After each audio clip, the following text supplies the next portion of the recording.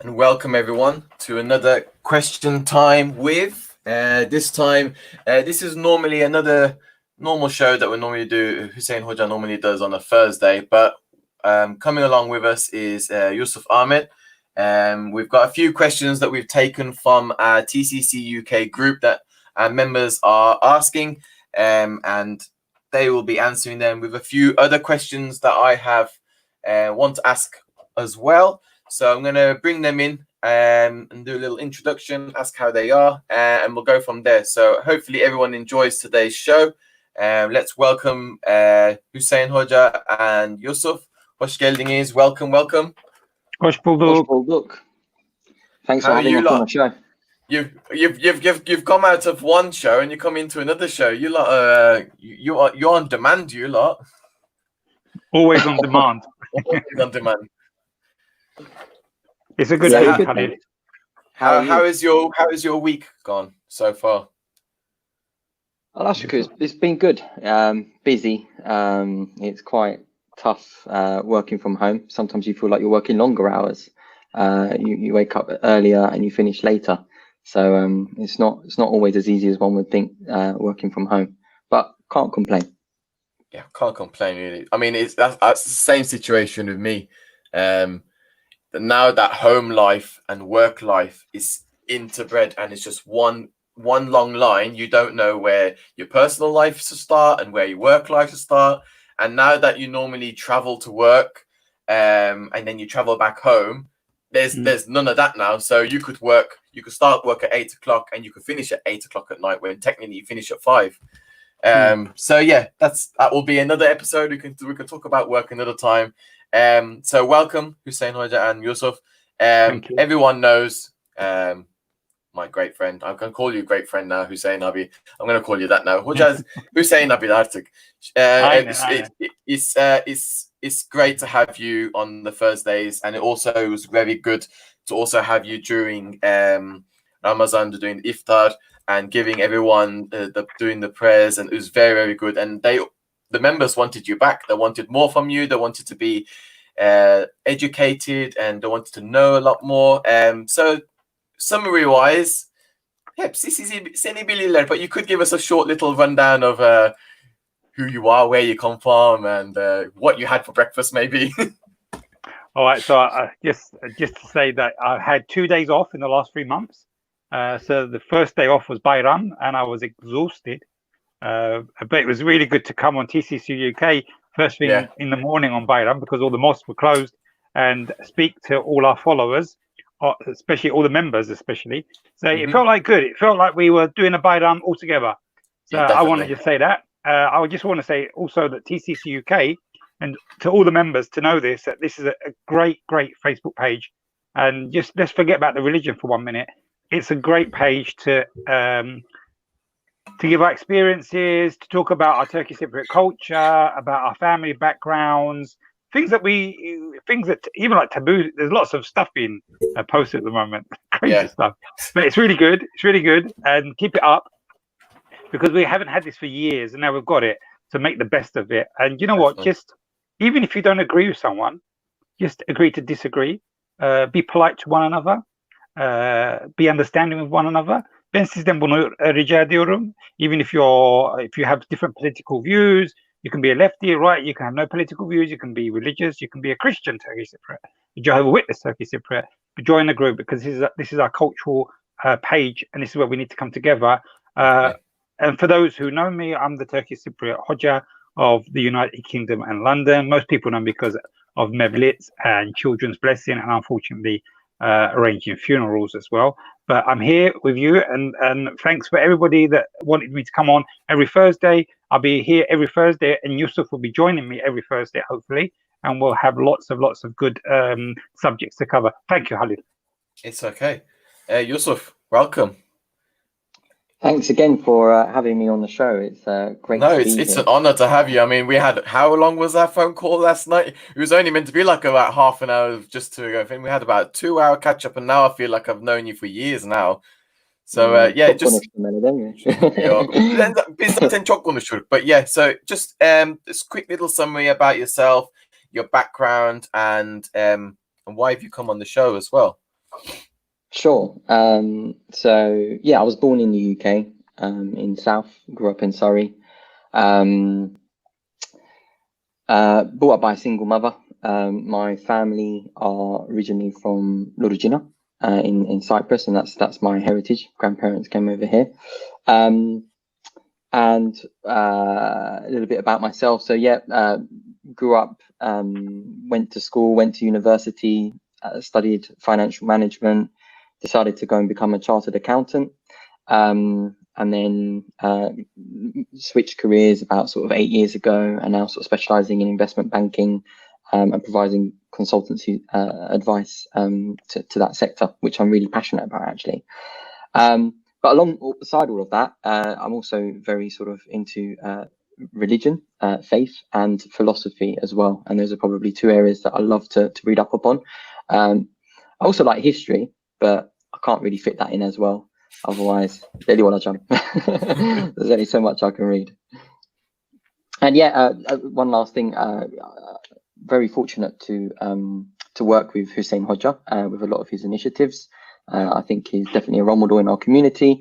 And yeah, I'm always delighted to be on shows such as this, where we can actually exchange ideas with civility, mutual respect. And yes, I second what Hoca just mentioned as well. We don't have to have the same opinions, we don't have to have the same viewpoints, but it's being able to converse and to understand each other, right? And to understand people's different perspectives and opinions. And hopefully we're going to have a lot of questions here tonight. I feel like it's going to be a bit of a grilling, is what I've been told. But it'd be good to to actually, you know, empty our cups and understand one another a lot more. Yeah, definitely. So I think we'll go straight into the questions. We'll have this as I'd say more of an informal kind of like a sohbet, just to make it easier for us. So I'll ask both of you the same question. How did you turn to faith? Hussain Hoca, if you wish to go first. Yeah, I'm going to be very brief on this, because most people who watched the show, the first interview done by you, thank you, I did explain that. So I was born Turkish Cypriot. I'm of Turkish Cypriot heritage. I can actually say I'm a third generation in this country, because my grandfather came first, then my mother came, and then it was me. So families have been in the UK for a long, long time. My mother had her religious views, and we was raised as Muslims, so it was the basics, but it was a foundation. So I learnt small verses of the Quran even when I was a toddler. So I was a baby. I knew that we had to do abdest, but praying was usually like bedtime. So abdest and then go to bed and read the first chapter of the Quran, which is the Fatiha Suresi. So ezberle. And then there was a lot of Turkish little dua as well that I mentioned before. Yattım sağıma döndüm soluma. Melekler şahit olsun. And we should actually try to Google the words. I tried to share it another day, because it's a great one to learn. You teach your the little toddlers, the babies. It's a nice way, and the kids actually enjoy it, because it's something they can relate to. So yeah, that's and then I started searching myself when I became a young teenager, and I've been following Islam ever since. Okay, very good. Yusuf? So I guess that's slightly different to me, actually, and I don't know if it's because different parts of Northern Cyprus have perhaps different cultural attitudes towards faith, etc. So as I mentioned, on my mother's side, my mum's dad and her mum are both from Lorigina, Akıncılar, and they came over to the UK before the war took place. So they came over in the 60s by boat, as was very common back then. My grandfather's side is from quite a well-known family there called Yakula, that's their lakab.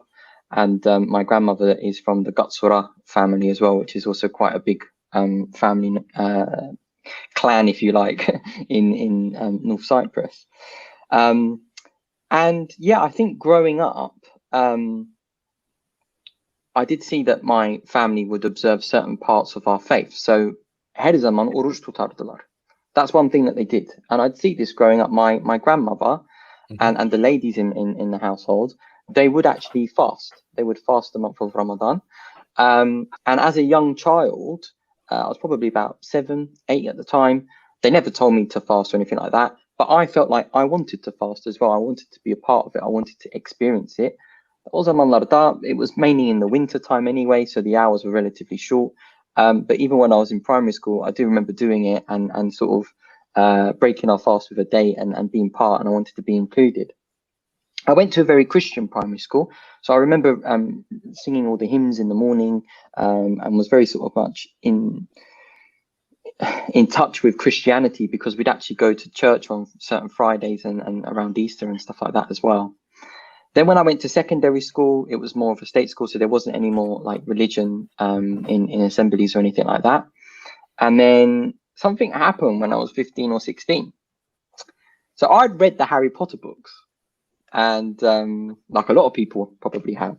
Mm-hmm. And I remember hearing something on the news, and it said, Harry Potter has been voted better than the Bible. I just thought, that's pretty strange. And I remember going to assemblies and learning about the Bible and all the rest of it. And I wanted to know more about the Bible. So I literally went out and got myself a copy of the King James Version, which is a very old English version of the Bible. And I read it from the first chapter of Genesis all the way through to Revelation. Now, there was a lot of stuff in the Old Testament that went over my head. I'm not going to lie. It was quite confusing, to say the least. But I did follow the story through. And then I was really interested in the personage of Jesus as he was portrayed in the New Testament as well. And I found that quite fascinating. And I felt that there was some really good moral teachings and learnings from this book.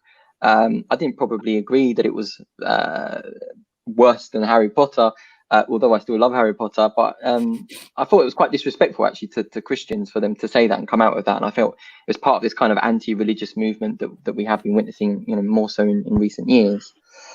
And then I thought, well, why is it that a lot of the Jewish people at the time of Jesus didn't accept him? So I started to look into Judaism, and my family actually work in the jewelry trade. And so we were in touch with a lot of people from Jewish backgrounds, particularly like Hatton Garden and stuff like that. So I looked into Judaism as well. My friend, one of my best friends, is Rajan. He's a Hindu. He doesn't eat meat, and I found that quite interesting. So I'd look into some of the Hindu scriptures, understand a little bit more about their faith. And then a little bit of Buddhism as well, particularly after watching The Matrix, because I knew that was based on Buddhist philosophy. So I thought, yeah, I'd love to learn more about Buddhism. And we'd see people like Richard Gere and some celebrities really looking into Buddhism as well. And I thought, it'd be quite interesting to learn more about it. And bearing in mind, this is post 9/11, and bearing in mind that I was brought up Muslim, right, as a Cypriot, as you'd expect. But other than going to Mevlits when people passed away, and other than when my grandfather passed away when I was 10 years old, that was quite a critical moment, because at that point I actually did turn a little bit towards the faith, and we learned Al-Fatiha, and it was a bit of a coping mechanism. I didn't feel the need to look into Islam. I looked at all these other faiths first. I didn't look at Islam because I already thought that I knew what Islam was about. And I thought in my head that Islam was a faith that states that women are inferior to men, that it's predominantly for Arab people. I felt that it was backward, anti-scientific. I didn't really feel like it was for me. But that said, I decided, we're talking 2006, 2007. I had a Windows PC at the time, and I downloaded this application called Quran Reciter. And what you do is you press play, and it would begin to recite the Quran in Arabic. And underneath, you'd have 3 different English translations or commentaries, meanings, whilst it was playing, and you'd be reading it as it was reciting the Quran. Now, the first chapter of the Quran, Surah Al-Fatiha, it's only 7 verses, but it blew me away. Honestly, when I just read those 7 verses, I was like, wow, this isn't like anything that I've read before. But I still thought that the prejudices and the concepts that I had in my mind about Islam, the prejudgments, were true. So I decided to continue to read the Quran with an open heart and an open mind, and see what it actually has to say for itself. And the more and more I looked into it, the more and more I was amazed. And then I began to realize, hold on a minute, there's a big difference between Muslims and Islam. And as I studied more and more, I'd find myself staying up late at night, researching, listening to different speakers, different scholars, reading different books, But reading the Quran as I went through, I found myself taken aback, and probably a year later, I would have said at that point, yes, I'm actually praying, I'm actually observing all the different parts of Islam, and I realized that there was just so many misconceptions. And when you scratch away at that, you actually find a very, very beautiful faith, which our ancestors have actually been following for centuries. And it was beautiful to have found that and to have reconnected with that. That's how I found my faith. Wow. Can I say something really quickly on that? Just so far, our viewers who don't know about Surah Fatiha, because it's actually I can connect to and relate to something that you said. So that's the first surah I learned as a kid, and that's the first surah that you said it was mind blowing. Can you give us Can you read that in Arabic for us and then translate it to us in English? Sure. If that's okay. Yeah, I'll recite it the way that it's meant to be recited, because the thing with the Quran is, when it was revealed 1400 years ago, it would come almost in a melodic tune. And there are different ways of reciting it, but this is how we recite it. And I'll recite it in Arabic, and then I will recite it, well, I'll explain it in English to the best of my ability. أعوذ بالله من الشيطان الرجيم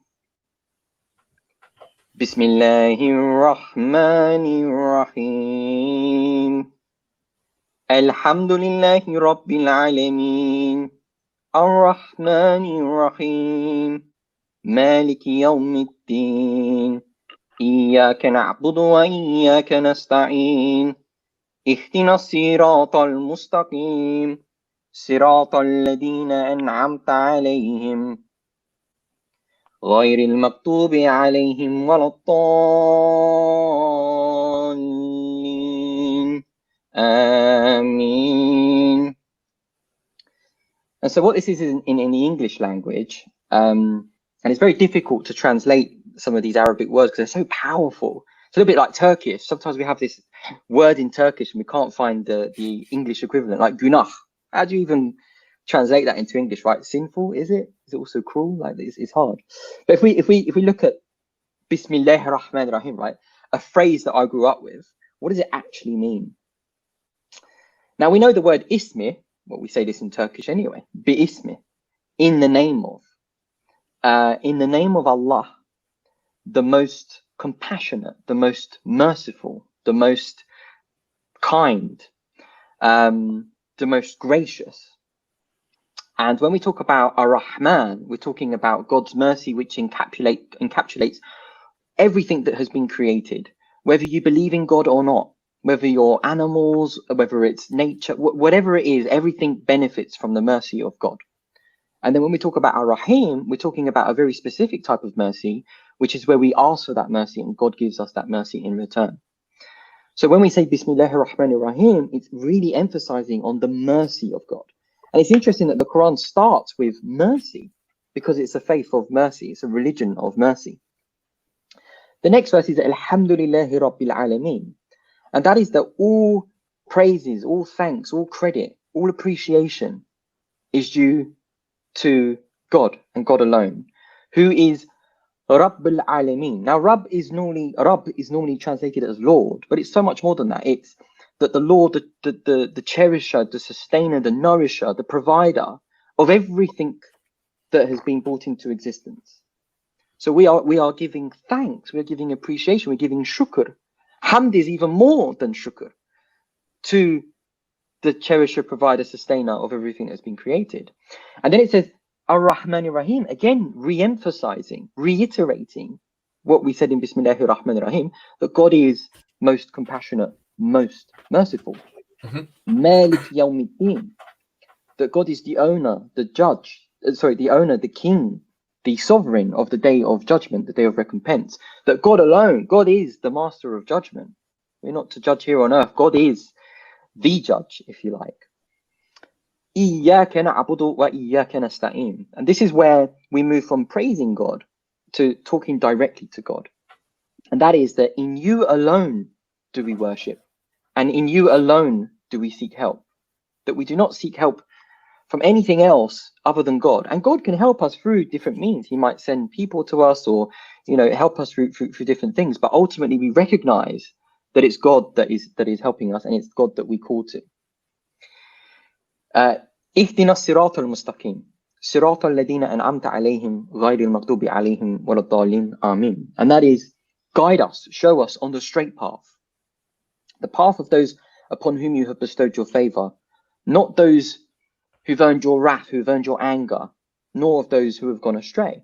And so we're constantly praying and seeking guidance from God, because we understand that we don't want to be people that earn God's anger. And we know that there are some heinous crimes out there that people do, where indeed they will earn God's anger. And we also don't want to be going astray. We don't want to be ignorant. We want to be guided. We want to seek knowledge, and we want to be in the path of God. And this is what those first 7 verses in the Quran, Surah Al-Fatiha, which means the opening, the key, the al-Nakhtar, if you like, right? The key, the mother of the Quran. Some scholars have said the Quran starts with Alhamdulillah, and the rest, which means all praises and thanks is due to God. Everything else is a commentary. Everything else is a tafsir in Arabic. Because in Islam, it's all about appreciation. It's all about gratitude. Psychologists will tell us that gratitude is what keeps us sane, right? It's important. And those that express gratitude, those who are grateful, tend to be more content in their life, tend to be more at peace. So those are the first 7 verses. And as I said, when I read those 7 verses, it blew me away. And it was a great start to reading the Quran. Wow. Beautiful. It was very beautiful when you wrote that. I literally tüylerim kalktı when you were saying it. I was literally like, I don't know what you were saying, but literally tüylerim hepsi kalktı. And I'm probably, it's probably exactly the same. Everybody else that's watching us right now, everyone has said like amen after you said it. And it's so beautiful for when you translate it. And I completely understand when you say when you translate something from one language to another, it does lose its meaning. So you're trying to find the right words to explain it without it losing its actual meaning, its beauty of it. And I think you've done it amazingly. That was very, very nice. So thank you also for that. And we'll go straight into the next question, which is again with yourself, Yusuf. Why do you believe in God? That's a really good question. I think growing up, I always did believe in God, but I did also go through a phase where I said, should I be believing in God? Is this irrational? Is atheism true? You know, we should question our faith. We should look at things philosophically. And what I would say is, having read a lot of books from many atheist thinkers, Richard Dawkins, Christopher Hitchens, Sam Harris, Daniel Dennett, also reading the works of Nietzsche, etc. I didn't find the argument that there is no God to be compelling at all. In fact, I couldn't really hear an argument for there not being a God, because absence of evidence is not evidence of absence, as we know. But the arguments on the side of God were overwhelming. And there are some really strong arguments that are out there that, you know, if one was to just probe the observable universe, there are so many signs that point towards a transcendent, that there is in fact a great mastermind, if you like, a great being, a creator, a maker behind all of this beautiful world, this güzel dünya that we all live in. And one of those arguments, for example, is the Kalam cosmological argument, which many of the Muslim philosophers spoke about, you know, over the last, well, for hundreds of years. And the argument goes something like this. So the first is a deontological argument, which is if the premises are true, the conclusion necessarily follows. It's inescapable, rather than you know, something which is argued through inference. And the first premise is that whatever begins to exist has a cause. The second premise is that the universe began to exist, and therefore the conclusion is, therefore the universe has a cause. There's nothing to say at this point in the argument that that cause is God, but when one does a rational conceptual analysis, they begin to come to that conclusion. But let's first test these premises that I speak of. So the first one is whatever begins to exist has a cause. Now, most philosophers accept this. It's intuitively true. If something has come into existence, has begun, then something has caused it into existence. There was one philosopher, I think it was Simon Blackburn, from University of Cambridge that spoke about this black hole in the universe where particles and atoms would just pop into existence. But what he didn't realize is, or what he later understood and actually changed some of his perceptions, is that vacuum is a sea of fluctuating energy. It's not nothing. It's not the absence of anything. It's not absolute nothingness. And so he realized that actually this is still being caused into existence. But this idea that something can come from nothing by nothing, that's a very, I personally believe that's quite absurd to believe that. It doesn't relate to any of the experiences that we have in our world, and most people don't accept that to be true. The second premise is that the universe began to exist. And there were some people that used to believe that the universe was eternal. But with science, particularly Edward Hubble in the 1930s, looking out to the universe, seeing the red shift, we began to realize that the universe is expanding. And it didn't take scientists long to realize that it was coming from a finite point. And now one of the most popular beliefs is the Big Bang. And that is that the universe came into existence. And when we talk about the universe, we're talking about the totality of time, space, and matter. And so the most popular view among scientists is that the universe did in fact begin to exist. There are views around a big crunch, a multiverse, etc. But even these believe that there was ultimately a finite point of the universe beginning to exist. And I could go so much into that argument, but I'm keeping it high level. And then the conclusion is, therefore, the universe has a cause. Now, this cause cannot be made up of atoms and particles. It cannot be a material being, because the universe is the totality of time, space, and matter. So it has to be something immaterial to bring about something material. That's not something too hard for us to grasp, because if we think about our mind is immaterial. Our mind, when we dream and we imagine that we're walking down a corridor, where is that corridor physically? We don't have a corridor in our brain. I assure you, there's not a massive corridor in my brain. It doesn't fit. But where is that, right? We're talking metaphysics now. Meta in Greek meaning above physics. And so when I raise my hand, that's an immaterial cause bringing about a material effect. And so in the same way, the universe was brought into existence by an immaterial being, something beyond time and beyond space. So something eternal and immaterial. We also believe that this cause is one. Why? Well, first of all, the concept of duality. If I had this pen and this pen, I said, how many objects do I have? You'd say 2. I'd say, how do you know?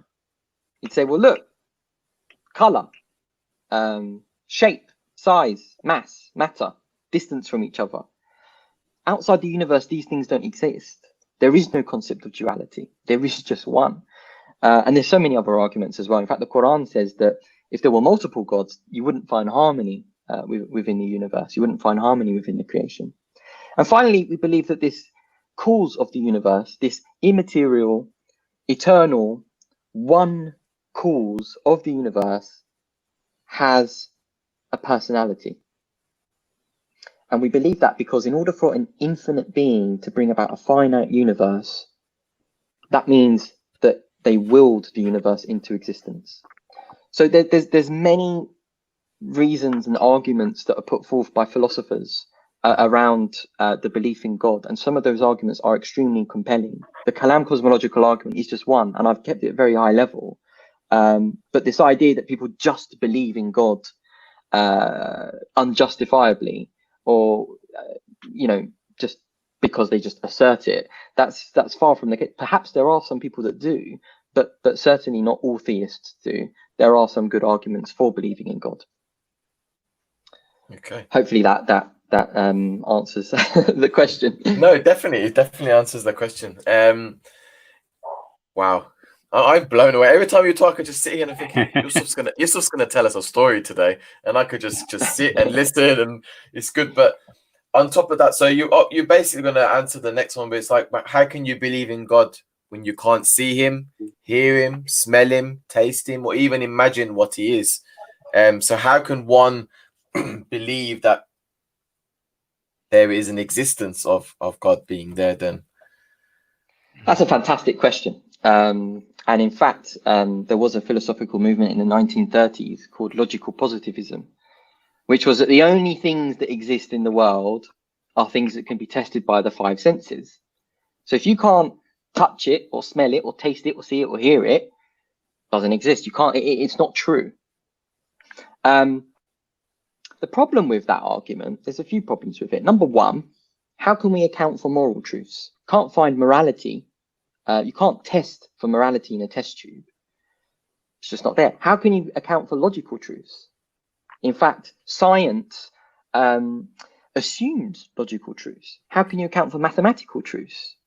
More importantly, the proposition that the only things that are true are those that can be tested by the five senses, that proposition cannot be tested by the five senses. So the very argument is self-imploding. The argument itself is self-refuting. And so this idea kind of just went away in the 1930s, and it's kind of come back. It's like Revenge of the Jedi. it's come back with an emphasis, and now it's called scientism. And scientism isn't being. I mean, I love science, as you probably can tell. We've got people saying that I'm a scientist. Far from it.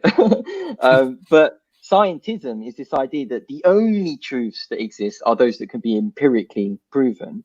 And as I've just explained, there's so many truths that we accept as a society, like 2 + 2 = 4, which just exist. So there's rationalists and the empiricists, and we know that there was debates between the two. Science cannot account for everything, and science can only account for naturalistic things. We love science, it's great, but we understand its limitations, and we also understand the need for philosophy and for rationale. Hopefully that answers the question. So yes, we might not be able to taste or smell or touch God. Yeah. That doesn't mean that God doesn't exist. I'll have to believe you then. Hopefully not on blind faith. No. So I'm just going to drop into a question that someone has asked on the thing. So SD has said, Yusuf Bey, I liked what you said, that you must question our faith. I always have, but I have been told by a number of people that I must not do that. That if I am a true Muslim, I should not question, just obey. I find it hard to do that. Is this true, Hussain Hoca? Is it permitted in Islam to question your faith or religion? And I'll just push this up on screen so that people can see. Wow, that's quite big. I'll bring that slower. There you go. Thank you. What's her name? SD. Yeah. I mean, blind faith, or just following blindly. That's not allowed in Islam. Islam has lots of laws, and the Quran tells us to actually question what's being related to us. And you'll find in the Quran, when God is talking, he's actually asking questions to the reader. He's not just telling us what to do, but he's actually questioning us. So you can't just blind follow a religion blindfolded. You need to see where you're going. You need to question. Why do I fast? Why is the reason I fast? Why do I have to pray? You need to ask these questions, and the questions are all there. They're either in the Quran or they're in the Hadith, in the sayings of the Prophet. And there's logic behind why we pray. There's logic behind why we fast. There's logic why we have to give charity. There's logic why we have to believe in one God, and why we have to have belief in angels and prophets. Yes, the answer would be, whoever told SD that she has to follow a religion without asking any questions is probably the most ridiculous thing I've ever heard of. And unfortunately, these are what we are facing, Harry. We are facing, and it's something that's actually been there for a long time. Mm-hmm. So maybe that we can go into that later on. Maybe when we talk about our culture and our heritage. It's something that I noticed as well. Like when I was a kid and you're questioning, why do we do this? Sorma, sorma, you just do it. You don't question. And I think that's the problem. That's probably why our parents and our grandparents, they had whatever knowledge they had, it was to a certain extent, because they were always scared to ask. People years ago in Cyprus, and I asked this question, people actually all fasted together. There was a period in Cyprus just before the 50s and 60s, the whole village fasted. It might have been because there's a thing in Turkey, and I don't know how, I wouldn't know how to translate in English. Mahalle baskısı, yani everyone's doing it. So if you wasn't doing it, you're the odd one out. Like, so Yeah. if everyone's going to church or mosque on a Sunday or Friday, then if you're not going, people are going to say, that family are a little bit strange. They're not like us. And but you need to question. And I think that's the problem. There was not maybe we had a lack of people with knowledge. Lots of historical things were happening at the same time. But that's the thing, you do need to know your religion. If you're going to follow something, whatever it might be, if you were going to become a doctor, you can't become a doctor without studying science. You can't become without studying biology. You need to study these things. And to become a Muslim, you need to study, because that's the first commandment by God to the Prophet Muhammad, may peace be on him, is to study, to read. And the Prophet goes and Prophet further says, for knowledge, to seek knowledge, go as far as to China. Can you imagine, where Arabia is Arabia and China's like the other side of the earth, and go as far as to China to learn knowledge. So it's really important that you know what you're doing. If you're going to be following any faith, don't follow it blindly. Ask questions. Yusuf? Ben de bir şey söyleyebilir miyim? Yes, of course. Yeah. I was just going to add to it and complement to that. So, in fact, when I was reading the Quran, it teases the rational faculties. It questions. There's so many rhetorical statements. It's so philosophical. It says things like, these are signs for those who reflect. These are signs for those who ponder. That the worst of creation are those that do not use their rational faculties.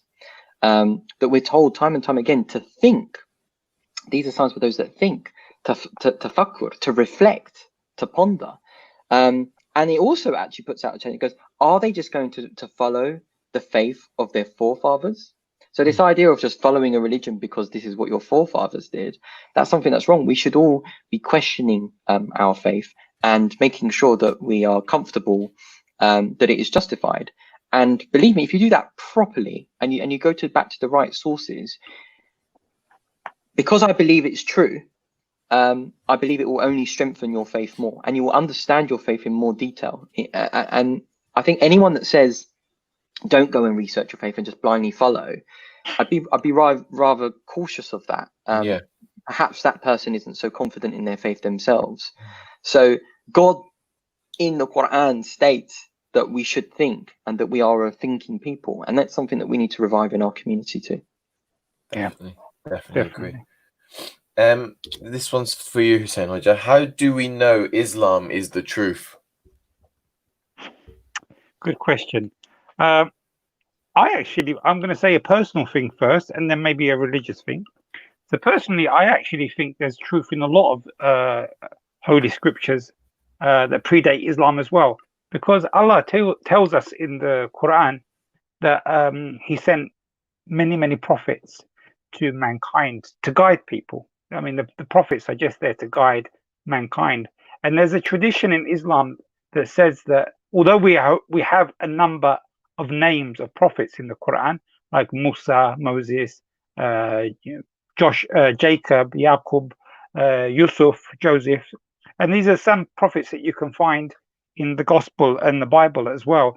But the Prophet tells us that God sent 124,000 prophets to the earth, to every nation, to every color, to every creed, to even every tribe, and in the language that people knew. So there wasn't just some random guy going to this distant country and couldn't speak and understand the people. But God sending people from amongst these people. So they're prophets. So the Prophet Muhammad comes to the Arab people as an Arab, and maybe in Abraham speaks Hebrew, maybe to the children of Israel. And so they're there to guide people to where? To the truth. That's why we believe as Muslims that before the Quran, before the revelation of the Quran given to the Prophet Muhammad, may peace be upon him, we believe in other books as well. And these books are mentioned in the Quran. These books are mentioned as the Torah, which is the Tawrat, the book of the Jewish nation, the Zabur, which is the Psalms, which are given to David, and they're found in Judaism and they're found in Christianity, and the words and the teachings of Christ Jesus, And when you look at these books, because that's what Yusuf's journey was. How did he say? He started reading the Bible from Genesis all the way to Revelation. Although Muslims believe that some point of history that these textbooks, these scriptures have been changed or altered by man, there's still truth in them. You can pick up a Bible and you can read something and you say, well, yeah, it sounds, there's truth in that. I can actually I can relate to that. And there's lots of similarities in some of the stories that you find in the Bible or the Torah, which is found in the Quran as well. There's verses, and there's lots of there's been lots of work done on this. People have actually searched for signs of the Prophet Muhammad in Hindu scriptures. They've searched for signs of the Prophet Muhammad in Buddhism, in other paganistic faiths, in Zoroastrianism, for example, which is a very unknown faith to us in the West, but it's a faith. And there's truth in some of these, because it's not, people are not, they're not living a religion that's based on lies. There must be some truth in it. But when the question to me is the Quran, I think it's a personal thing. That when you're following a religion, although I was born into the religion, of course and as our friend said, SD, of course I've always questioned things in the Quran. I've questioned, why do we have to do this and why do we have to do that, and are there set rules? And other religions have very different rules. And one thing I found, when you look at the Quran actually says that it's protected by God, that the book, the word of God, has been protected by who? God. And it has not been altered. It has not been altered or changed. Every word you see in the Quran is the same words that were related to the Prophet Muhammad. Nothing's been taken out and nothing has been added to the Quran. And that's why there's truth in Islam. Some people today, they say, well, you know what, the Quran was written like in the 6th or 7th century. Does it relate to today? There's lots and lots of examples in the Quran that talks about the future, events that have already happened, events that have happened in the past, and events that will happen. And when you read them, you actually deeply research into this. When you look at the Prophet Muhammad and his sayings, and I'm not going to sit here and say that every book of hadith they have on the Prophet Muhammad that are attributes to his words that I believe in. I take the truth. There's Sahih hadith, which means they're actually real. They're 100% been authorized, authentic hadith, authentic words. And there's some where they say are weak. Maybe they wasn't really his words and they've been added on. When you look at some of these very Sahih hadiths, you actually there's truth in them. Yeah, the Prophet Muhammad, peace be upon him, he told us about events that were going to happen when not in his lifetime, and they actually happened. There's things in the Quran, there's explanations in the Quran that wow, and like Yusuf said, reading Surah Fatiha, that's like mind blowing. There's verses that you read in the Quran, and it's actually it's mind blowing. And you know what? To experience to know the truth is to experience it. It's to live Islam. Or even a Christian would say, you need to live Christianity to know it's a real religion. But for me, because I can't speak on behalf of Christianity, although I've learned a lot about Christianity, but when you live Islam, you know it's the truth. Something inside you is content. Something inside you gives you peace. And if you're following a religion that's not giving you peace, then I actually agree with SD. You need to start questioning that, because if you're living a religion or you're practicing a religion, and no matter what limits of practice you are, because there's some people, they just practice once a week. There's some people, they practice 5 times a day. There's some people, they can only practice just an atom's worth of their faith, but they've got peace. So they know it's the truth. Now, if you don't have peace, then you have to question. And then you need to really research. But I think researching the Quran, and it goes back to the first words of God revealed to the Prophet Muhammad on the Mount Hira, that Uqu, Ikra, read and read in the name of thy Lord who created you. And once you read and you understand the Quran, and the Quran is not an easy book to understand. So if anybody just thinks it's very easy to pick up, like the Bible, and read some stories, It's not. I just want to say that to our viewers as well. If you think you're going to buy an English Quran, a translation of the Quran, and you think it's going to be as easy as reading like the Bible, Genesis, Exodus, Deuteronomy, sorry, but you're really going to not be happy, because the Quran is quite a complex book to understand, and you need a tafsir, and you need to further study to understand what's being told to you, and you will then know it's the truth. But I think also truth comes from faith as well, Khalid. Once you have faith, you know it's the truth. I mean, I don't want to sit here for an hour and 2 hours and tell them the experiences I've had in faith. That, you know, every day I see things and I experience things that actually make my faith stronger. Oh, are there things that I experience that make my faith weak? Of course there is. There it's going to be, because we're human. We have our weaknesses and we have our strengths. And one of the weaknesses is that when you're going through some sort of trial and tribulation, you start thinking, oh, you know, niçin bana oluyor bu? Why is this happening to me? I'm not a bad person. I don't steal. I don't hurt anyone. Why is it happening to me? And then you ask these questions, and people can sometimes lose their faith. It's very easy to lose their faith. I know a lot of people who were very, very religious when they were young or in their middle ages, and now they've completely rejected the whole faith. I know people, the complete opposite, people that used to mock religion and, you know, mock people who followed a religion and would deny the existence of God. And now they're the most like, I don't like using the word religious, but they have a very strong belief, I can say. And that's really important, because why? They're content in their belief. They found peace. And if you find peace in your belief and your religion, then you know you've found the truth. But if you're following a religion and you're being nasty, you're being angry, you're being judgmental, you're doing things that are against the principles of God, then you need to really question what type of religion or what type of understanding of the religion you're following. But can I just say this for our viewers? You know, our ancestors, because I do a lot of research on Turkish Cypriot, how people had beliefs, and they never questioned these things. You know, people, and it's not only Turkish Cypriots as well. If you look at the Greek Cypriots as well, they were too scared to question their priests. You know, they just followed whatever the priests or the Hodjas told them, and it was a taboo. We don't live in that period anymore. We can question and we can ask, and we can learn about our faith. And years ago, at the end, maybe at the period where there was not so many scholars in Cyprus, a scholar didn't want to pass his knowledge down to anybody. He wanted to keep it to himself, because, you know, there's a monopoly there. He's benefited from this because people don't understand. So, you know, they have to come to me. And I'd rather have the knowledge to myself. And we see this over and over in many villages where there were scholars, and they didn't even pass it down to their children. So thank God, you know, we're in the time of the internet.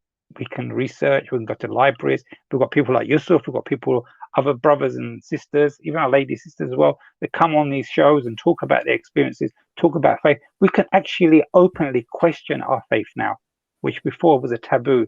Sorma, günahtır, Allah çarpacak seni.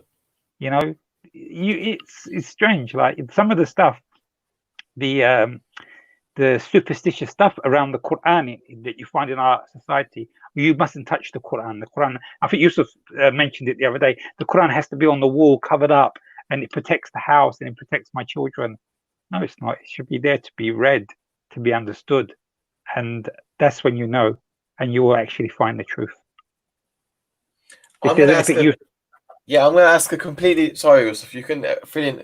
So you mentioned just about the Quran then, because annem söylerdi, she would say this to me all the time. Quran varsa evinde, you have to cover it up and you have to put it on the highest place in the house. Can someone explain that to me? I have never asked the reason why, but it would be nice to know the reason why we do this. And yeah, because okay. I have covered mine up. I've also put it at the highest position in the house. But I've never asked Anne's like, why do we? She just said, lazım yapalım. I actually want to correct, just to make something very clear. I'm not saying that we shouldn't hang the Quran up high. Every single Quran in my house, which we believe is the word of God, has to be treated with the most utmost respect. So our forefathers and our ancestors showed this amazing respect to the Quran, even if they didn't know anything about their religion. You know, the Quran was held in esteem because what do they believe? They believe it's the actual words of God given to the Prophet Muhammad. So yes, you should always keep the Quran in a high place. But you know what? In other cultures, it's very different. But the Turks have got this very, and it goes back to the Osmanlı. So if anybody was watching Ertuğrul Osmanlı, or Kurtuluş, what it's called, I haven't watched even one episode yet. You'll see this scene where I think it's Orhan Gazi or Ertuğrul Gazi. They go to a house of a pious person, and he doesn't fall asleep because the Quran is opposite him. He doesn't sleep in case his feet are in the position of the Quran. That's how much respect the Turks have had for the Quran. So the Quran should be kept in a high place. It should be only touched if you're in a state of purity. So if you're unfortunate, we're very open-minded now, so we can talk about it. So if you just had intimate relationship with your wife and you haven't had a bath yet, you haven't had your ghusl, you don't go and touch the Quran. After using the toilet, you don't go and touch the Quran. You need to be in a state of purity. You need to be in abdest there. You need to be taharat there. And that's what we do. We keep the Quran high above the waist in the house. But we're not doing that because we put it up in the house to protect. And I do believe the Quran protects us because the Quran is the word of God. And the Quran says, Allah says in the Quran, this book is a shifa. It's a remedy for many, many illnesses and many, many problems. So if you have faith that the Quran is also protecting you, you know, amen. There's truth in that. But the Quran is not there just as a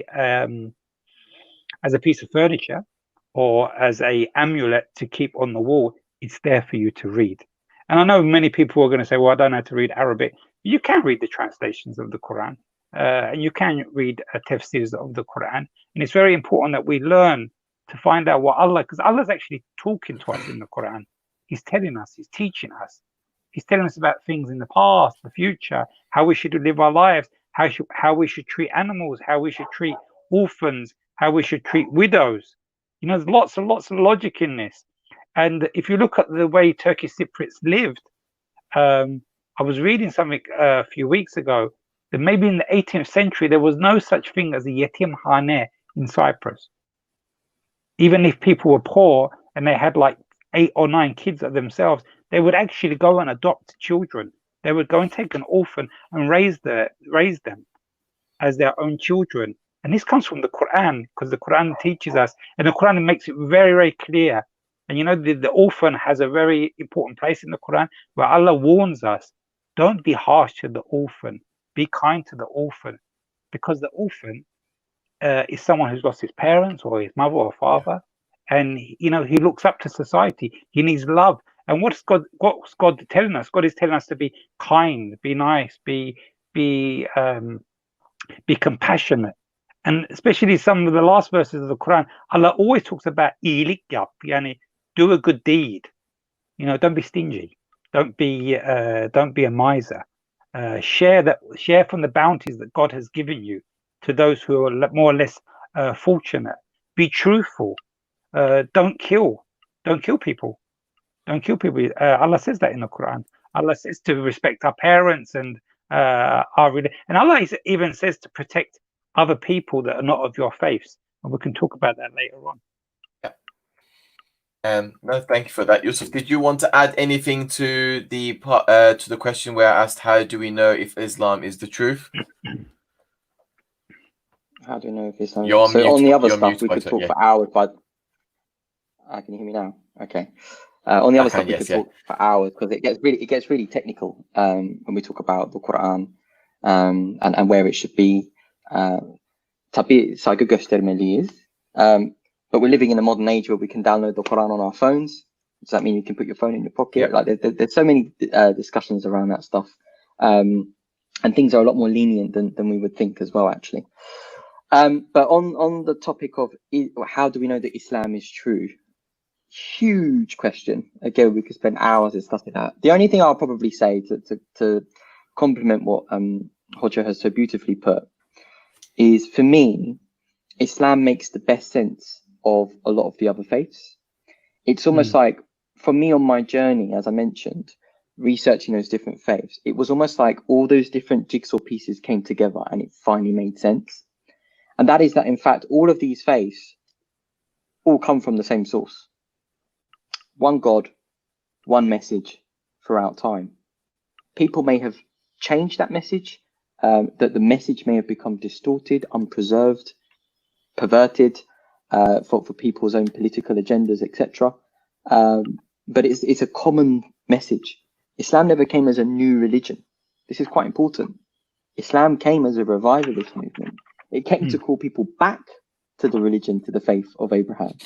So Islam, for Muslims, is something that has existed throughout time, not just during the time of Muhammad. Muhammad is not the only prophet, upon whom be peace, but he is, as mentioned, the seal of the prophets, Khatamun Nabiyyin, the seal, and one must believe in the others too. So Islam, it's almost like drinking different waters with additives, and then when I came to the Quran, it was like drinking pure water. So I could see traces of Islam, and we still can in the other faiths. It's still there, and we still have those beautiful moral teachings. But Islam is almost like in its purest form. So that's it. It's not to say that other faiths aren't true. It's just that I feel that Islam is more authentic, or it's the best way that I can express my interpretation of truth. Yeah, that's good. So from going from there, can we? I'll be asking, does Islam tolerate other faiths? Any of you can maybe answer that one. Yeah. I think we can both. I shortly say a few words, and then for me, 100%. There are going to be Muslims that disagree. You have zealous people. Zealous meaning extreme. People with extreme views can be found in many religions. It's just not. Islam is not the only religion who has extremists, and you have still, and you had as well in the past, extreme people in Christianity, extreme people in Judaism. We're seeing a rise of extremism in India with a faith that has always been known as one of the most, or is known in the West of being a very tolerant faith, like Hinduism. You're seeing people that, people follow Buddhism because it's a really peaceful religion, but you have extremism in Buddhism where you're seeing now more than 1 million Muslim Rohingya people being expelled from their homes. So extremism can be found in every religion. The reason I'm talking about this is because when you have extremism, then there is no tolerance for anyone. Extremism can go to a point where you actually begin to hate you can have hate against people of your own faith. So that group are not as religious as we are. They don't see Islam as we are, so they need to go, and there is no tolerance. Now, does Islam allow other faiths, or can Islam tolerate other faiths?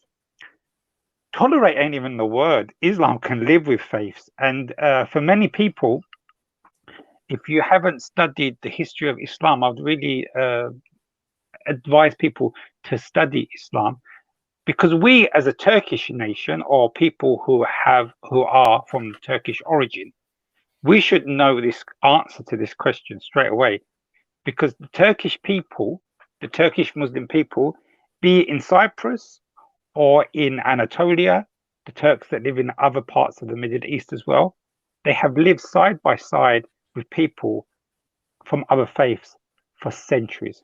Not like England. We've been here 50 years, 60 years, and we live next door to the English or to the Irish, but we've actually lived side by side. And this is the difference between Islam and Christianity. So in Western Europe, it was predominantly, not only Western Europe, but most of Europe was predominantly of one faith, Christianity, different denominations, and they hated each other. And look how many wars they had in Europe between different denominations of Christianity. Now, the second biggest religion after Christianity, if we take out Spain, that was under Muslim rule let's forget about Muslims being in Spain and Iberia for a moment. Look how they treated Jews throughout its history in Europe. They'd never tolerated Jews. Now, let's go to the Middle East, where Islam was more dominant, and Islam spread through North Africa, went into central sub-Saharan Africa. Islam began to meet people of primitive faiths. Let's forget about religions. They actually began to meet people from primitive faiths, and they live side by side. Islam, after the Prophet of Muhammad's death, Islam extends into what we know today is the Levant, which is like Jordan, Lebanon, Syria, which was part of the Byzantium Empire, although they weren't Greek, but the majority of people living there were Christians.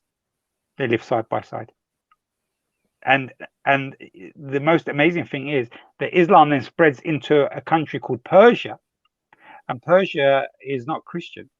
Persia has a very, very ancient religion called Zoroastrianism. And if anybody knows Freddie Mercury, the singer, Queen, so he was a Zoroastrian, or they call them Parsi as well. They worship fire. And now the Quran actually speaks to us and says that people of the book should be respected. And the people of the book, who are they? They're the Jews and the Christians, that they are protected. And we have to show respect to them because they are followers of prophets mentioned in the Quran. But the early Muslims, when Islam was expanding, Islam expanded very quickly, Hadid. It's not like anything you see. Within 150 years, Islam was in Spain. Islam was in Portugal, North Africa, all the way to Singapore, Malaysia, Indonesia. And where else did it go? It went to India. And people thought, wow, this religion has spread so fast. And India was, what was India? And still is, it was a predominantly idol worshipping. They believe in multiple gods, hundreds of gods. And Islam survived there and lived side by side there. So Islam is tolerant. I can give you an example as well that Christians would come and visit the Prophet Muhammad, peace be upon him. And they wanted to worship, and he allowed them to worship in the house of God, in the first mosque of Medina. He allowed them to worship. The Prophet Muhammad stood up when he saw a funeral go past him that was a funeral of a Jewish man. And when the people asked him, they said, that's a Jewish man's funeral. But isn't he a creation? Isn't he a soul? Isn't he a creation of God? So we have to go back to, we have people now that have hijacked this religion. We have people now who have hijacked this religion. It's really so sad to say that there's Turkish people as well with this mentality. And it's not part of our culture. It's not part of our heritage. Islam, the second or third mosque in Islam, one of the greatest mosques in Islam is the mosque in Syria, because Syria became the first, Damascus became the first capital after the four caliphs, 100 years after the Prophet's demise. The mosque there is an old cathedral. Before a cathedral, it was a temple of the sun, a Roman temple. It's called the Umayyad Mosque. For 400 years, Christians and Muslims worshipped together in the mosque. Can you imagine? 400 years, it was used as a church and as a mosque. Could we do that now?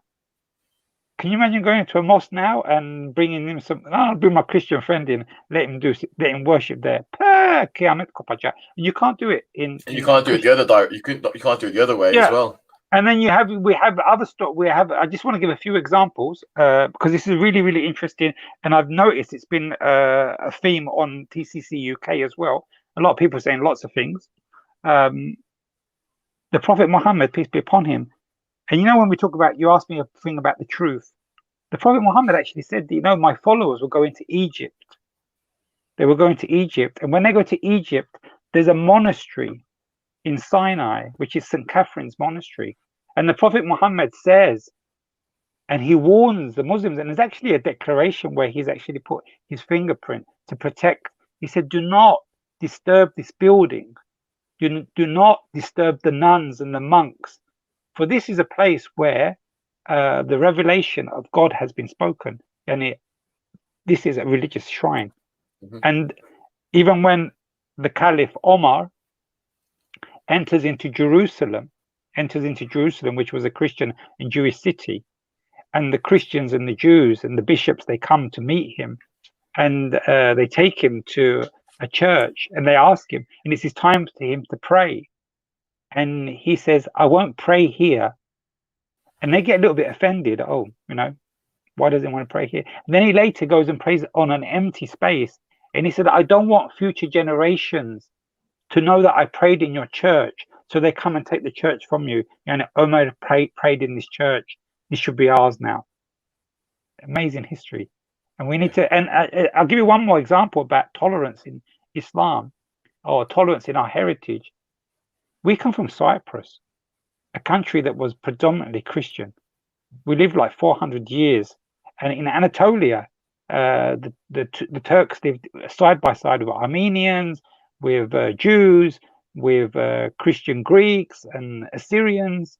And you go to cities like Mardin, but let's just, as we're Turkish Cypriots, let's speak as Turkish Cypriots. Turkish Cypriots lived side by side. You can see many examples where the mosque and the jami, and they would have their festivals, the panayir, we call very panayir, and they would attend each other's panayir. And Greeks actually say that, on wedding days, when Christians would, when Muslims would have their weddings, and they would take the gelin, the bride, on a horse through the village, which was like a parade, and they would play drums and zurna. When they would come past the church, they would stop playing the drum and the zurna.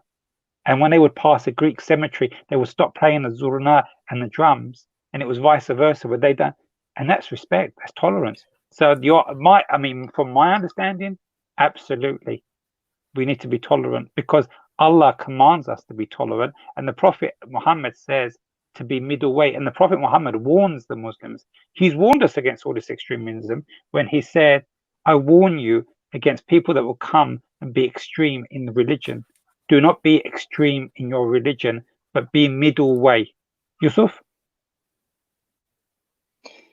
Yeah, absolutely. And it's also throughout the Quran as well. So in the Quran it says, La ikraha fid din, that there be no compulsion in faith.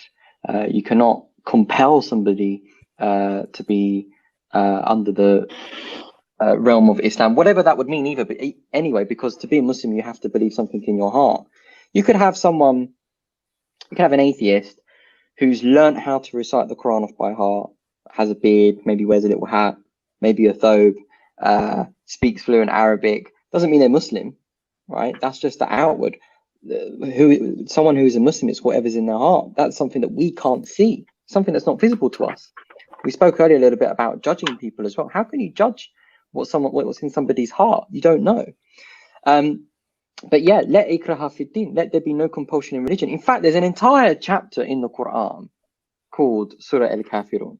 It's Surah 109. There's 114 surahs in the Quran. This is the 109th. It's a very short surah. There's only about 6 verses. And what does it say in this surah?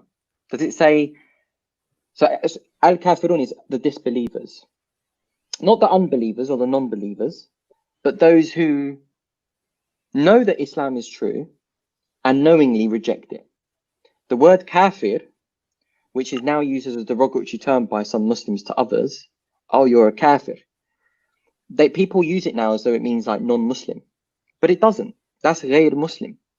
Kafir comes from the root word kafara. We actually get the English word cover, because that's what it means. It means to cover. And what they would do, some of these naughty people, is they'd have cattle with diseases, which have spots and stuff. They'd take mud and they'd cover up and then try and sell it. This is what some of the people used to do before Islam came in the Arabian Peninsula. And this is called kafara. And a kafir is somebody who knows that Islam is true, and yet they reject it. And out of arrogance or pride, or, we're not going to accept this, etc. That's what a kafir is. And it could be someone who, I don't know, you could have someone who's a Satanist or something like that. Whatever it is that people want to be. And what does the Quran, there's a whole chapter dedicated to this, 6 verses. What does it say? Does it say, oh, kafirun, you're all going to go to hell, this, that, the other, we should kill you, anything like that? Nothing like that at all. Do you know what it says? It says, say, kul, oh disbelievers. I do not worship what you worship, nor are you worshippers of what I worship. Nor will I be a worshipper of what you worship, and nor will you be worshippers of what I worship. For you is your religion, and for me is my religion. This is the entire chapter of Surah Al-Kafirun, the chapter which is named the disbelievers. And this just tells us this is how we interact with disbelievers. To you, your way, to me, my way. We don't have to kill each other. We don't have to hate each other. We're still human. We're still human beings. We still have love for one another because they're still part of the creation of God. As we mentioned at the beginning of Al-Fatiha, Ar-Rahman, Bismillahir Rahmanir Rahim. We say this as Muslims all the time, right? That God's mercy encompasses everything that is in the creation, including those that reject him, including those that metaphorically spit in God's face. God still bestows mercy upon those people. Who are we? Who are we to judge those people and to take away the freedom which God has given them to choose what they want to believe in? In the Quran, it says, those that wish to believe, let them believe. Those that wish to disbelieve, let them disbelieve. Very clear in the Quran. So, absolutely. In the society that Muhammad lived in Medina, they had a constitution. There were Jewish people living there. There were Christian people there. As long as you're irrespective of what your faith was, you were a citizen, and you were judged according to how you were as a person. In some look, how you would treat other people. And there's a very profound statement by Muhammad, and I'll end on this, and we can move on to the next question. And that is that he said, "None of you will enter into Jannah until you believe, and none of you truly believe until you love for your brother what you love for yourself." Now, let's just examine this for a little moment. First of all, he's putting your iman, your belief, on the line. None of you truly believe unless you love for your brother for what you love for yourself. Brother here, and many of the classical scholars, Imam al-Nawawi, etc., explained, this isn't talking about your brother in faith. This isn't your Muslim brother. This is your brother in humanity. Nor is it just brother, it is your sister too, of course. It's just the Arabic language. So really what he's saying is, none of you truly believe until you love for your fellow human being what you love for yourself. That is the essence of what it means to be a believer. And that means that irrespective of what somebody's religion is or their viewpoint is, providing that they're not somebody who's trying to kill people and an extremist or whatever, we should show love and respect and kindness and generosity to those people. In the Quran, it talks about giving generosity not just to Muslims, but to all of the creation. If you truly love God, then you will love the creation too. Because love, in that sense, is unconditional. And love is actually it's the absence of love, actually, that is probably causing a lot of the controversies and the issues that we find in the world today. And the Quran and Muhammad's life, Islam, calls us towards love. Because God is Al-Wadud, he is the loving, the most loving, the ever-loving. Can I add something very short to that, just for our Cypriot people who are watching, because people always question this. You know, I actually mentioned that, you know, for centuries, even before the Turks arrived in Cyprus, so that was, let's say, what the Muslims. So we see in Anatolia, we see societies like, I'll give you an example. So Konya, which is well renowned for this being the city of Jalaluddin Rumi, whirling dervishes. This was a predominantly, the ratio between Christians and Muslims was like 50-50, 50% Christians. You know, people lived side by side. Rumi would always have meetings with monks and Christians and Jews, Assyrians, Greek Orthodox bishops, and they all came to his funeral as well, and they all wept for him. And we have that in our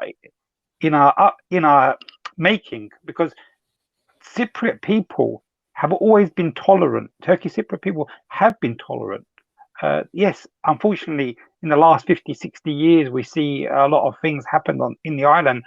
People from both sides being very intolerant towards each other. But it wasn't because of religion.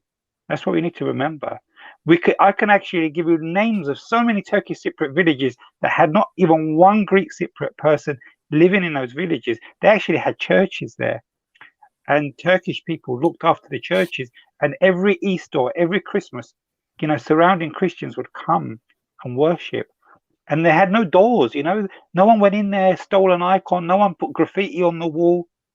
Why? Because they were raised to respect one another's faiths. And that's what we've got now. We have a lack of tolerance.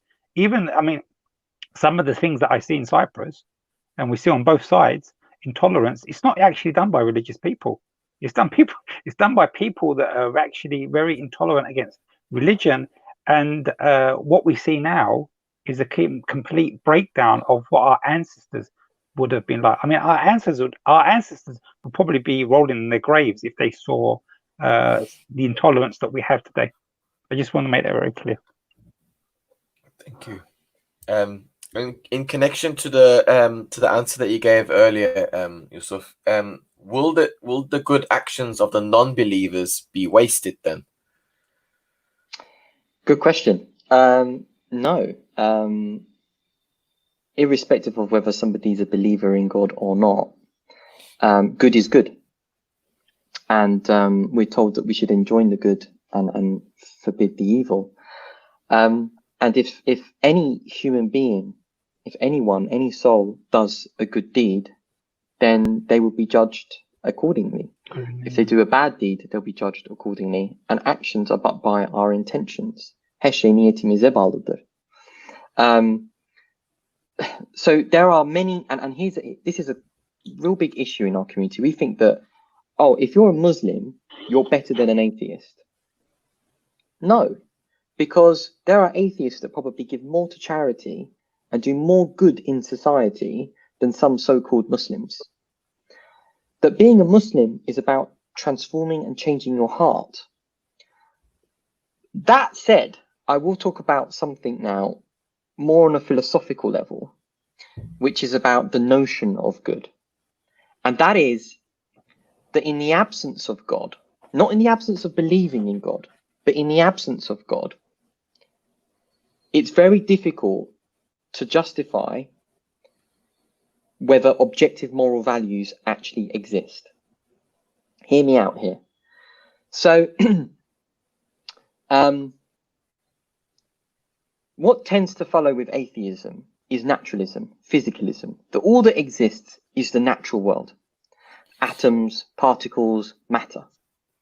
But if that's all that exists, where is good and evil? Is it in my pocket? Is it on Hussain Hoca's bookshelf? Where would you find good in the physical world? Physically speaking, empirically speaking, where is it? Well, it doesn't exist. Because it's it's something which is beyond science. It's beyond the physical world. So moral values cannot be found in a test tube. Science can tell you the effects of testing an animal, but it can't tell you whether it's morally right or wrong to test on an animal. So what many atheist philosophers have concluded is that moral nihilism is actually true. And what that is that objective moral values don't actually exist. This is why Nietzsche said that with the death of God was the death of moral values as well. When God died, so did all of morality go as well. Because in the absence of God, if we were to say that atheism was true for a moment, then you have no reference point. You have no reference point. All you have is subjective moral values which people might assert. So it's like saying, I like strawberry ice cream. Well, that's true for me, but it might not be true for Hussain Hoca. He might like chocolate ice cream. So it's different opinions. Whereas if we want to say that moral values are objectively true, i.e. that they actually exist, then they have to be grounded in a transcendent being in order for them to make sense. So it's very odd that we find a lot of atheists saying, you Muslims are doing bad and all the rest of it, because in the atheistic worldview, the very notion of good doesn't make sense. Plato spoke about this because you have, you can say that there's these abstract values of like justice and mercy and kindness and hatred and jealousy and envy. Why should I align my life to some of these values and not other values? Why? Who or what is imposing those values upon me? If we're nothing more than just byproducts of a lengthy evolutionary process with no ultimate purpose, if we're nothing more than just cosmic orphans, an accident of this universe, then how could we possibly assign any of us moral worth? In that worldview, it's very difficult to argue that things are objectively wrong. Now, you might say, oh, but society dictates that it's wrong. That might makes right. That if the world tomorrow was to say that torturing an innocent child for fun, then that would mean that is right. Then that would mean that it would be right. And I don't think anybody actually believes that. I think that we believe that even if the whole world thought that it was morally right, that it would still be objectively morally wrong. In the same way that even if the whole world thought that 2 + 2 = 5, it would still equal 4, because it transcends humanity. It's metaphysical. And so these moral values have to be embedded in God's nature. And so this is where we get Euthyphro's dilemma. And a lot of atheists will turn around and say, is it good because God says so? Or does God say it because it's good? And a lot of theists would actually struggle with that, because if they say it's good because God says so, then, well, morality, objective moral values exist outside of God. So God is not the reference point. And if you say it's good because God says so, then they'd be like, okay, well then if God said that you can rape people, would that make it good? And the answer is that both of these are actually flawed, and it's a false dichotomy. That there's a third option. And this is what we as Muslims believe, and that is God is good. God is the definition, the benchmark of what good is through God's nature. God is Al-Bar, Al-Nafi. He is the source of good. All goodness comes from God. And God's nature, God's personality, God's nature is the foundation for what good is. God is the most merciful, the most compassionate, the most loving, the just, Al-Adl. And this is why these notions, these concepts are real, because they're objectively grounded in the divine. But in the absence of a God, not belief in God, whether you believe in God or not, you can still be a moral person. But the question is, from an atheistic perspective, philosophically speaking, what is the ontological basis for those values? And where does one derive moral duties? And how could you even possibly have moral accountability? So, bit of a tangent there, but we absolutely believe that that whether somebody believes in God or not, they can do good. And there are some atheists that do more good than many so-called Muslims. But if we were to adopt the atheistic view, we do come across a lot of moral conundrums, and therefore moral values do not actually objectively exist. They're nothing more than social contract theory. They're nothing more than what society dictates. And society could have come up with different things. And society, I mean, if it's survival of the fittest, if it's get rich or die trying, as 50 Cent says, right? Then why not mug the old lady down the road? Why not? What's wrong with that? Oh, but it's harmful to society. What's wrong with having harm for society? If you can get away with it, is there anything objectively wrong? Most of us would say yes, there is something wrong. And we feel that, we know that, we can relate to that. We almost have like this radar inside of us, like, and we know these moral values are true. But how can we account for them in the absence of God? And in fact, many philosophers went on to say the very fact that these moral values exist objectively prove that therefore God does exist. And the argument goes as follows: in the absence of God, there are no objective moral values and duties. If moral values and duties do exist objectively, then there must be a God. Objective moral values and duties do exist, therefore there is a God. So Richard Dawkins says in his book that there is no good, there is no evil, there is no purpose. We're just machines built for propagating DNA, and to say anything else is meaningless. Michael Roos said that moral values are nothing more than just an evolutionary and biological adaptation. To say that they have any actual meaning, ethics is illusory. So most of the atheist philosophers have concluded that there are in fact no moral values if you were to adopt that worldview. objectively speaking. And so in answer to your question, yes, if there are non-believers that do good acts, it's not wasted. It would still be good, and there are many that do more good things than many believers. However, in the absence of God, the very notion of good loses all meaning, and that faces a lot of philosophical problems for people that wish to believe that. Yusuf, Khalid, can I just add something very short to that? So when I was a kid growing up, and of course, you know, I didn't know what the word atheism meant, but when I became like 12, 13 years old, and I heard that, you know, there's people that actually don't believe in God. I remember coming home and telling my mum, you know, there's people that actually don't believe in God. And she said, I'm on, like, you know, shocked. Really? The people don't believe in God? And I remember talking to her mother. So my grandmother, who was born in 1914, and my other grandmother was born in like 1901 or 1903. So well before the end of the Ottoman Empire. I remember going to Cyprus in 1996 and staying in my home village. And I said, I'm going to do an experiment. So the first person I asked my grandmother, a woman that's born in 1901 or 1903. I said, if someone told you there was no God, and I won't tell you what she said. And she said, the first thing she got really scared and said, you don't believe in this, do you? Don't tell anybody in the village that you don't believe in God. Because she said, you know, you're going to make our family look like rezil edeceğim bizi. Rezil yani. And I actually started asking old people, her generation. And, you know, to them, it was shocking. I mean, and these people were like old, simple people. Many of them could never read and write, never went to school. But they had faith in God. They believed in God. And to think now that people are coming up and saying, and people have got the right to their beliefs. People don't want to believe in God. That, you know, God actually gives you that right. God has given you free will. You can take it or reject it. It's up to you. But I'm just trying to talk a historical.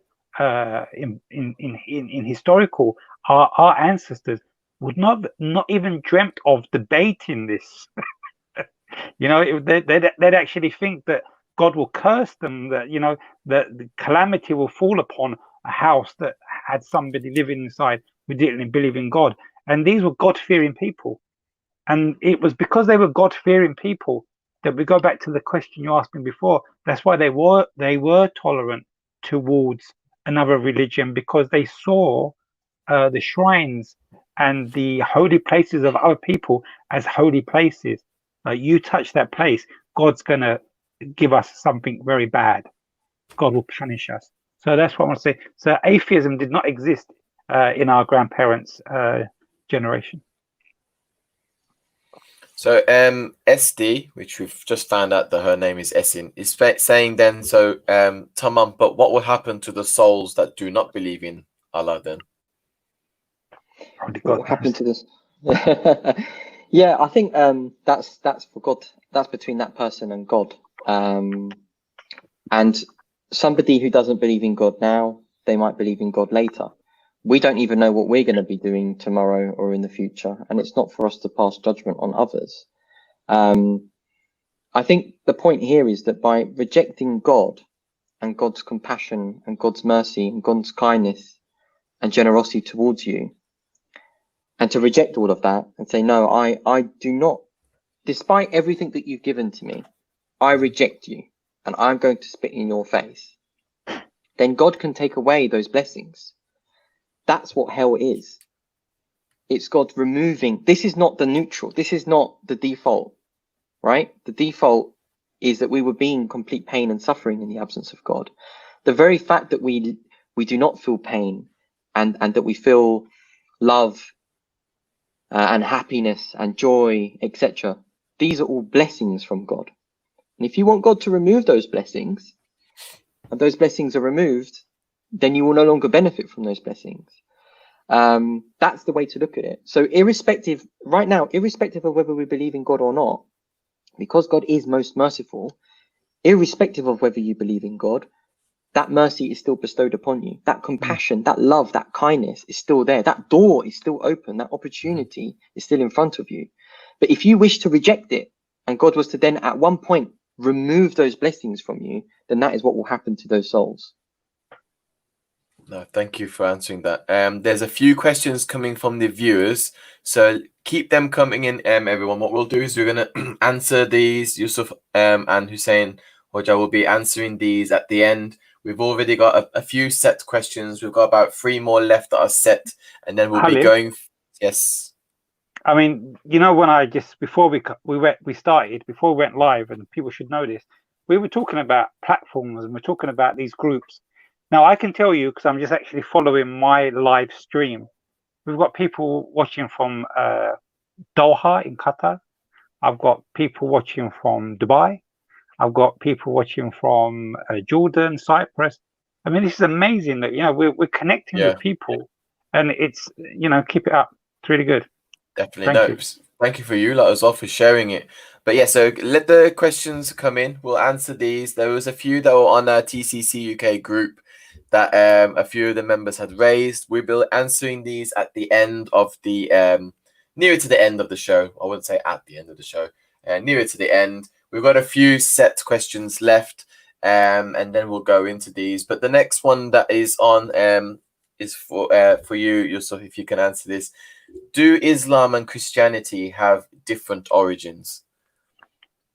So I think I slightly touched on this before, and that is that as Muslims, we believe that in fact, most of the faiths out there did in fact have the same origin.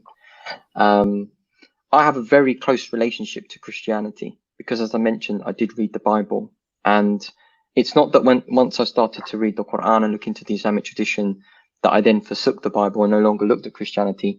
I still am very familiar with the Christian traditions and have spent a lot of time going back to some of the earliest manuscripts, visiting some of the earliest churches, and actually going back to the Greek and Aramaic in some cases of the New Testament to come as close to the source as possible. And I think here's the point, right? So we believe that Jesus, upon whom be peace, existed. And we believe that he was a very special individual, and that we believe that he got to such a level of spirituality and had such a connection with God that he is what we would call a prophet. And we believe that he taught certain things, but he was sent to a specific people. He was sent to the people of Israel, to the children of Israel. In the Bible, it confirms what it says in the Quran, and it says that Jesus himself actually states that I was sent only to the lost sheep of Israel. And in another chapter, it actually says that the disciples were told not to go to the Gentiles, but to only deliver this message to the Jews. This is in the New Testament. Now, if you read the New Testament, if you read Matthew, Mark, Luke, and John, or should I say Mark, Matthew, Luke, and John, because the common view, which is accepted now, is that Mark was actually in fact written before Matthew, you will see this evolution in Christology. And in fact, there is a very well-known view that Mark and Matthew actually took from another source. Sorry, Matthew and Luke took from another source, which is called Q, which was even earlier, but we don't have access to this gospel anymore. And that is a very widely accepted view amongst Christian scholarship. And what we find is that the earlier we go, the more aligned, the more consistent that message is with the Islamic tradition. That when you read Mark, 95%, 99% almost, we would be in full agreement with. But then by the time you get to the Gospel of John, which is very different from the other three, which came a lot later. I mean, Mark would have been around sort of 50 to 60 CE, whereas John, you date it to sort of like 90 to 120 CE. And with the Gospel of John, everything is fantastic. Everything is magnified. Everything is, so in the earlier Gospels, Jesus couldn't hold his cross, so Simon of Cyrene comes in and carries that cross for him. In John, nobody needs to carry the cross. Superman Jesus is carrying it for himself. In the earlier Gospels, Jesus goes and prays to God and says statements like, my Father and your Father, my God and your God. And we find this in some of the earlier Gospels. But by the time that we get to the Gospel of John, you know, there's other statements that we find, you know, no one can reach unto God except through me. I am the way, the truth, and the light. And it's just written in a very different tone. It's almost like adapted as this evolution of Christology occurred. And so when one studies the historical Jesus and goes back to the earliest manuscripts that we have, we find that actually that they are very much consistent with the Islamic message. One of the earliest fragments that we have of the four Gospels is something called P52. It's the size of a credit card. It's from the Gospel of John. It's actually, I think, in the University of Manchester, not too far from you, Halil, actually. And that's the earliest fragment we have. It's dated to around 125 CE. That's the earliest we have. We don't have anything during the life of Jesus. Nothing during the life of Jesus. The earliest text we'll have in the New Testament is probably, there's a debate as to whether it's Thessalonians or Galatians. Both claim to be attributed to Paul, who never met, walked, talked, or lived with Jesus, but later saw a vision, despite the fact that he was a bounty hunter and used to kill many Christians because he was a very zealous individual, but claimed that one day when he was riding on his camel, that he saw a bright light, and Jesus said to him, Saul, Saul, why dost thou persecutest me? And then he became a Christian and ended up writing over half of the New Testament. And Paul's version of Christianity is very different from the early disciples, because Paul was not a disciple of Jesus, contrary to popular belief. His view was different to the Church of Jerusalem, the family of Jesus. And we even see this in the New Testament in the works of Acts. So if you read Acts, you can see the disagreements that happen there. Jesus said, I've not come to abolish the law, I've come to confirm it, I've come to fulfill it. Paul says, no, you don't need to be circumcised, you can eat pork, you can whatever, as long as you believe that Jesus died for your sins, that's fine. So there's a conflict in the message here. And there was this conflict in early Christendom. Contrary to popular belief, early Christendom was not a single monolithic structure. There were many different sects with very different views and very different beliefs. And there was a sect in particular in the 1st century, which were called the Ebionites. They were referenced in the 2nd century, but they did exist after the destruction of the Church of Jerusalem. Now, the Ebionites pretty much believe exactly what we believe about Jesus. And you find this very similar beliefs amongst the Nazareans. You have the Jacobites, you have the Essenes. In the 1940s, we discovered the Nag Hammadi library, and we found even earlier texts as well, and we found the Dead Sea Scrolls, etc. And what we find is that there is a very consistent message of the Islamic view of Jesus amongst early Christendom. And then you had the Arianists, who didn't believe that Jesus was the physical Son of God, but metaphorically the Son of God, the adopted Son of God. And Arianism was huge, had massive followings. But later on, at the Council of Nicaea in the 4th century, around 325 CE, this is in West Turkey now, there were big debates, different bishops, differing opinions. They were debating around what is the Bible, what should be included, what should not be included, but also around the divinity and the status of Jesus. What we believe is that a lot of those people that were consistent with the Islamic message later on ended up becoming Muslim. Later on ended up becoming Muslim anyway. They adopted the faith when Muhammad, upon whom be peace, came. And a lot of them were actually expecting a prophet to arrive from the Arabian Peninsula, because it was written within their scriptures that would happen. And we still see traces of that within the Bible that we have today, where it says, are you Elijah? No. Are you? And then it says, are you that prophet? And he says, no. And a lot of people say, who is that prophet? And that prophet was in fact referring to Muhammad, upon whom be peace. So when we go back to the earliest view, to the earliest scriptures, very consistent with the Islamic message. And what we believe is that Jesus came with a message which was that there is only one God that is worthy of worship, never claimed to be God. There's not one statement in the entire Bible where Jesus said, I am God, or worship me. Anywhere in the Bible. The challenges still exist today. Nobody can point to any verse where Jesus has said that he is in fact God. but instead he prayed to God in the Garden of Gethsemane and said, Father, Father, may this cup pass from me. And he stated, to my God and your God. Jesus prayed to God, came to God, and it was all about the Father. It was all about God. And we believe that Jesus came with Islam, came with the same message. And we believe it's the same with the other prophets as well before him, including Moses and Abraham and Noah and David and Solomon, etc., that they all came with this consistent message.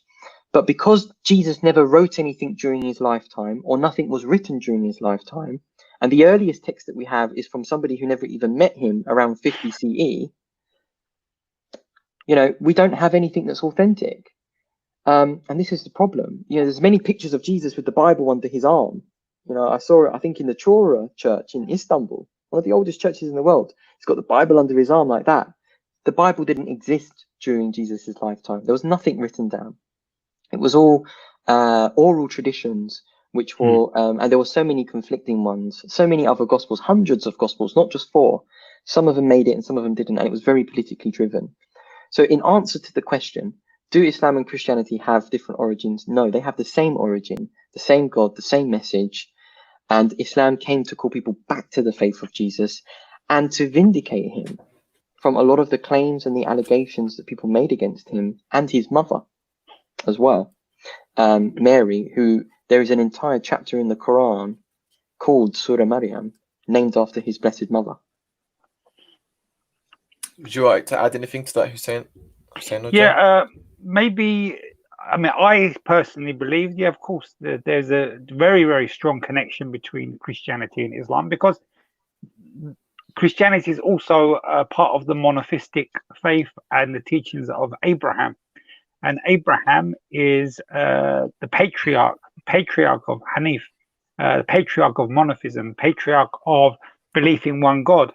And we have a very deep belief that, the Prophet Muhammad, peace be upon him, is the great, like many, many generations after, the grandson of Abraham, because Abraham is blessed with 2 sons, as we know in the Bible. The Genesis tells us the story of Abraham having 2 sons, one from Beni Israel, one his wife from the children of Israel. Her name is Sarah, and she has a second son from Ibrahim, which is called Isaac. But his firstborn is Ismail, and Ismail's mother is an Arab.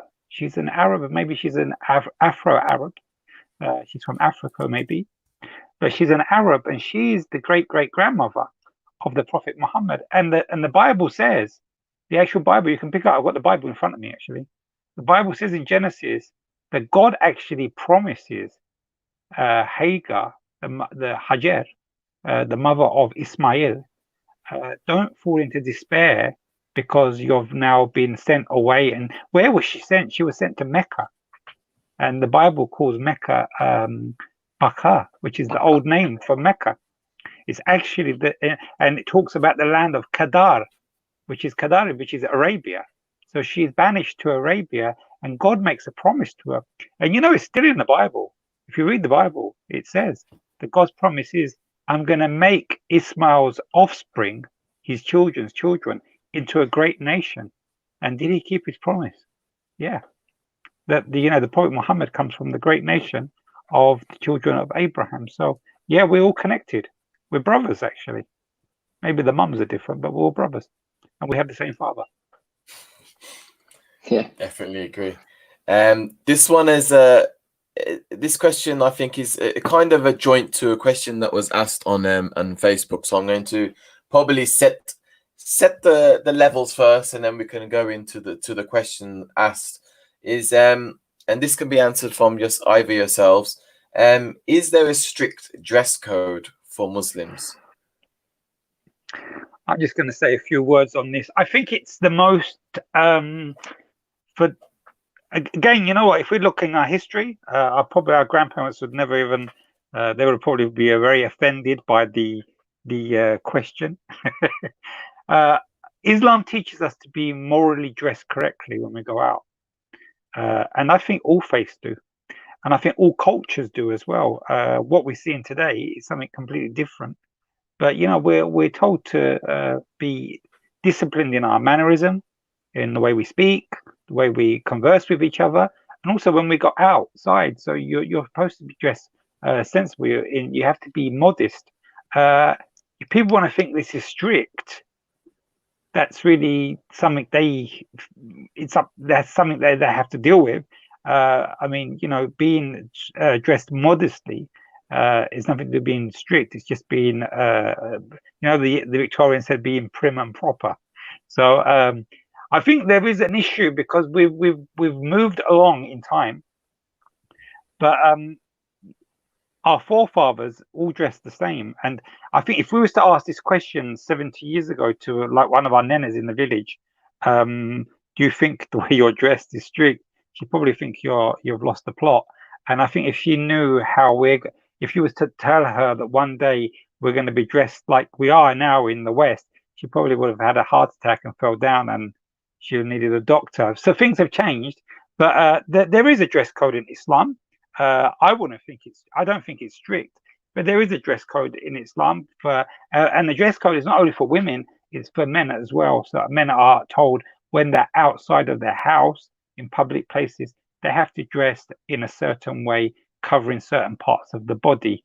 You're not going to walk down Oxford Street like you're on a beach. You're not going to walk down, although we do see these kind of crazy videos of people doing crazy things in central London. But it wouldn't be tolerated. People are gonna like look at you if you're gonna walk down Oxford Street wearing something like a bikini or something, like you just come off a Benidorm beach. So yeah, there is a strict. You can call it strict. I don't think it's strict. Every religion has a dress code. You see it in Christianity. You see it in Greek Orthodox. I mean, I'll give you an example. So I went to Marseille and I saw this very, very beautiful Russian Orthodox church. And I said, wow, I've got to go to see this. It's like a really, really remarkable architectural gem in the heart of Marseille. And it was very, very warm. It's August. I'm wearing a vest top, and I'm wearing long shorts.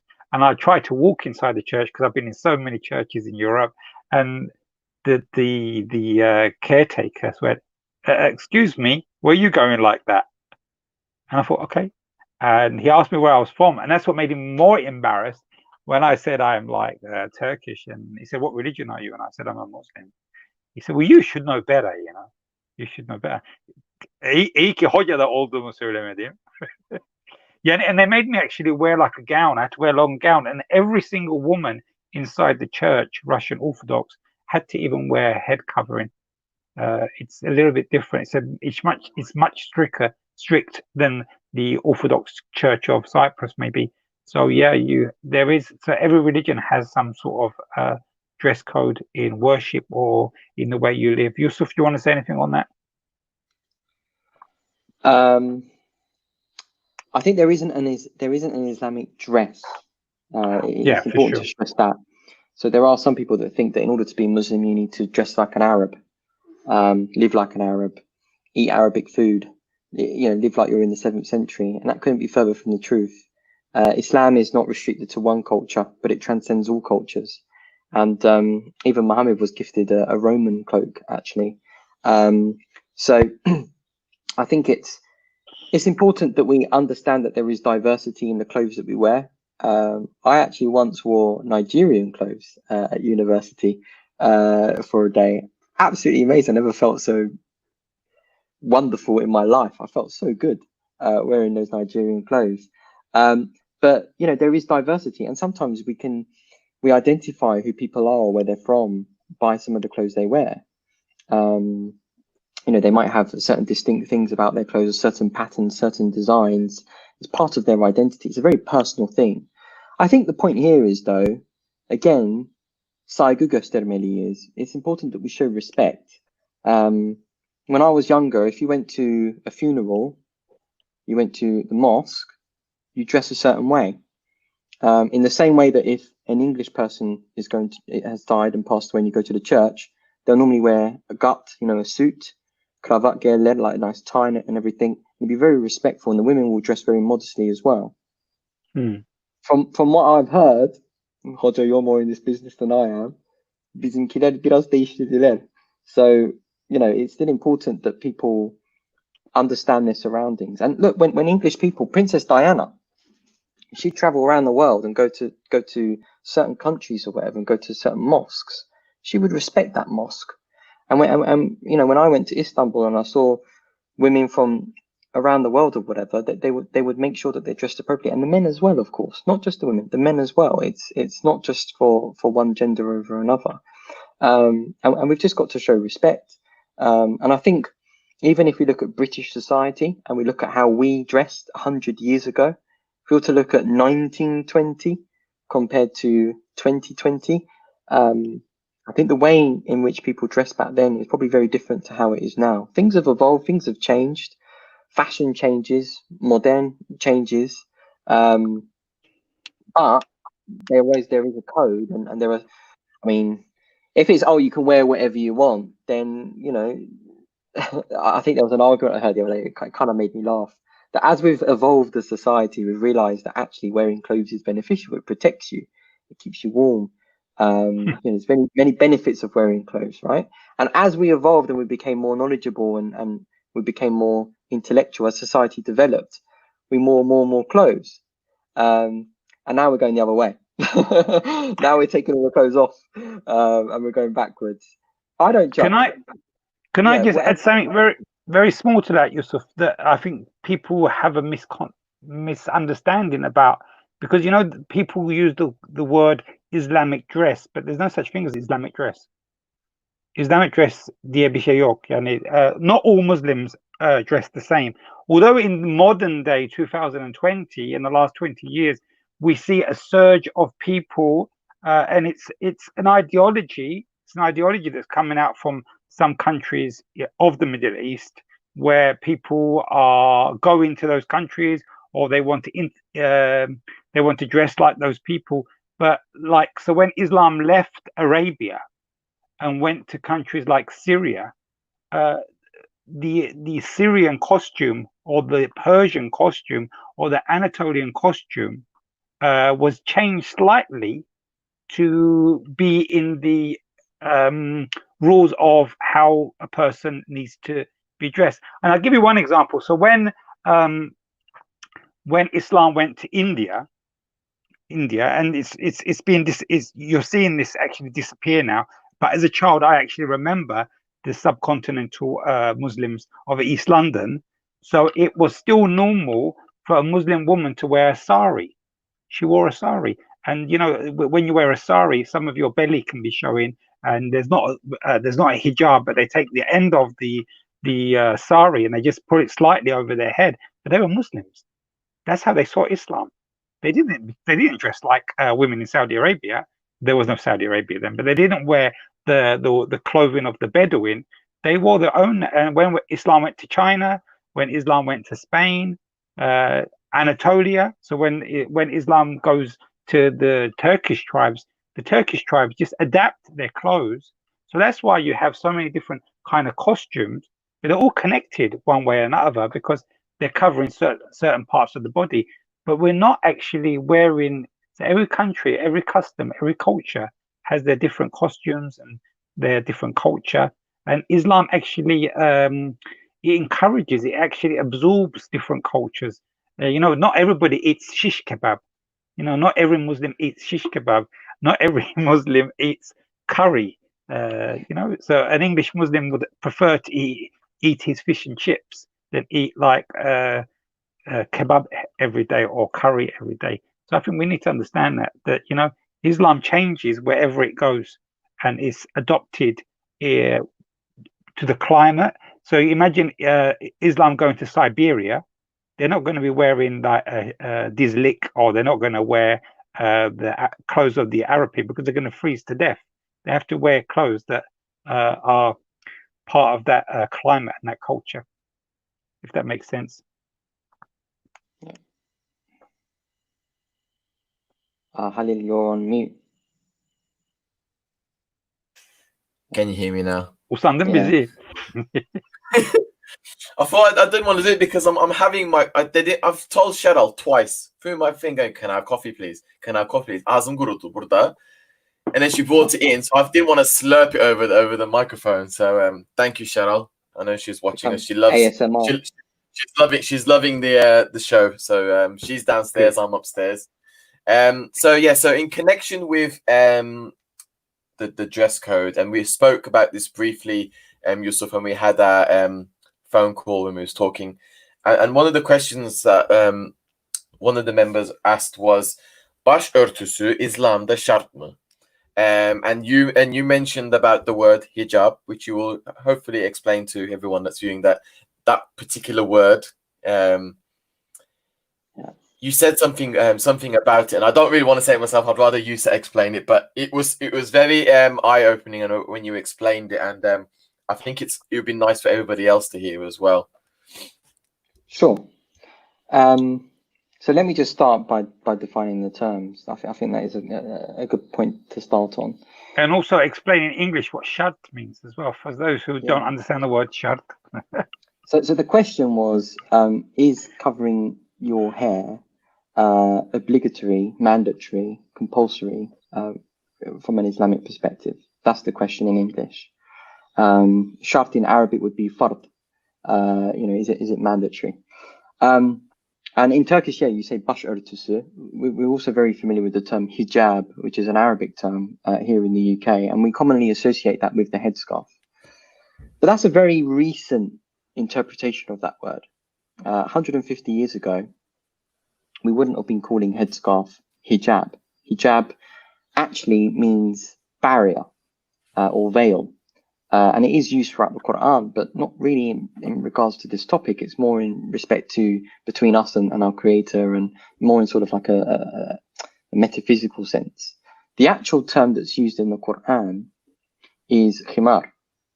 And that's what's used. And they would take, there is a verse where it says that you would take that and you would cover your bosoms, because the women would already be wearing it in that time anyway. It wasn't something which was exclusive to Muslims. First of all, head covering is something which is part of almost all the other faiths that I've come in interaction with. So Hinduism, Judaism. In Judaism, in fact, what some women do is they actually shave off their hair and wear a wig. I'm not making this up. Honestly, I promise you can go away and research this. It's actually something that they do. And in the New Testament as well, it's very clear. Even Paul says, the woman that doesn't cover her hair, shave off her hair. Like, it's very clear cut from the Christian perspective. So by the time we get to sort of Arabia, most of the women were already wearing that because of the climate and because of where it is. If anyone's sort of been into a desert or somewhere that's a bit sandy or in the heat, people would just cover their hair. It was just part of the fashion, not just the fashion, but just part of the dress that they would wear back then. It wasn't like a new thing that they would start wearing. Now, the only exception to that, I guess, is back then there was slavery. Before Islam came to that society, the Arabian Peninsula, there was so much bad stuff that would occur in those societies. It was an awful society, very, very bad society. And Islam came and changed all of that. It changed all of that. It brought light to darkness. And one of the things that would happen, particularly in Medina, is in the evenings, if a woman wanted to go to the toilet to go and relieve herself, they didn't have plumbing like we have today. They wouldn't have Avrupa toaleti. Right? They didn't go there and have the flush and the chain. They would go out to the outskirts of the city, and they would do that, and they would return. And before Islam, came to this area, what some of the men would do is they'd pick up on this. And so in the evenings, they would look and stare at the women coming out to do that. And in some cases, they would even attack the women and rape the women. And this was a huge problem in the society at that point. And so Muhammad, upon whom be peace, basically stated that because the free women would wear a headscarf, if they were to go out, they wouldn't be attacked. They wouldn't be attacked because they belong to a clan. If you mess with a clan, that woman's protected. So they wouldn't mess with those people. They would mess with the one that didn't have the headscarf because that was a slave girl. They think that they can get away with it. And so the ruling came that they should actually cover their hair as well, so that they wouldn't be attacked, so that they would be protected. And this is what was happening in that society. The other thing, so that's almost like one point, but there's loads of points I'm going to be making here. In the Quran, it also states that women should take the khimar and cover their breasts, cover their bosoms. And so the majority, well, the classical view, given the dress sense at that time as well, was that women should be wearing a khimar. It's almost a given that the Quran states that you have to have this in order to cover it. So does that mean, therefore, that the head covering is shart, that it is fard? There is another view, though. We have to be fair and share the different views on the spectrum. And there is another view that, you know, if you were to say, I've got, I don't know, I've got an anklet on my ankle, meant to be more fashionable these days, and it says you need to cover your anklet with your jeans, right? Is it stating that you need to be wearing jeans, or is it saying that you should hide your anklet? And so some people say the emphasis isn't on the headscarf, it's on covering the bosoms.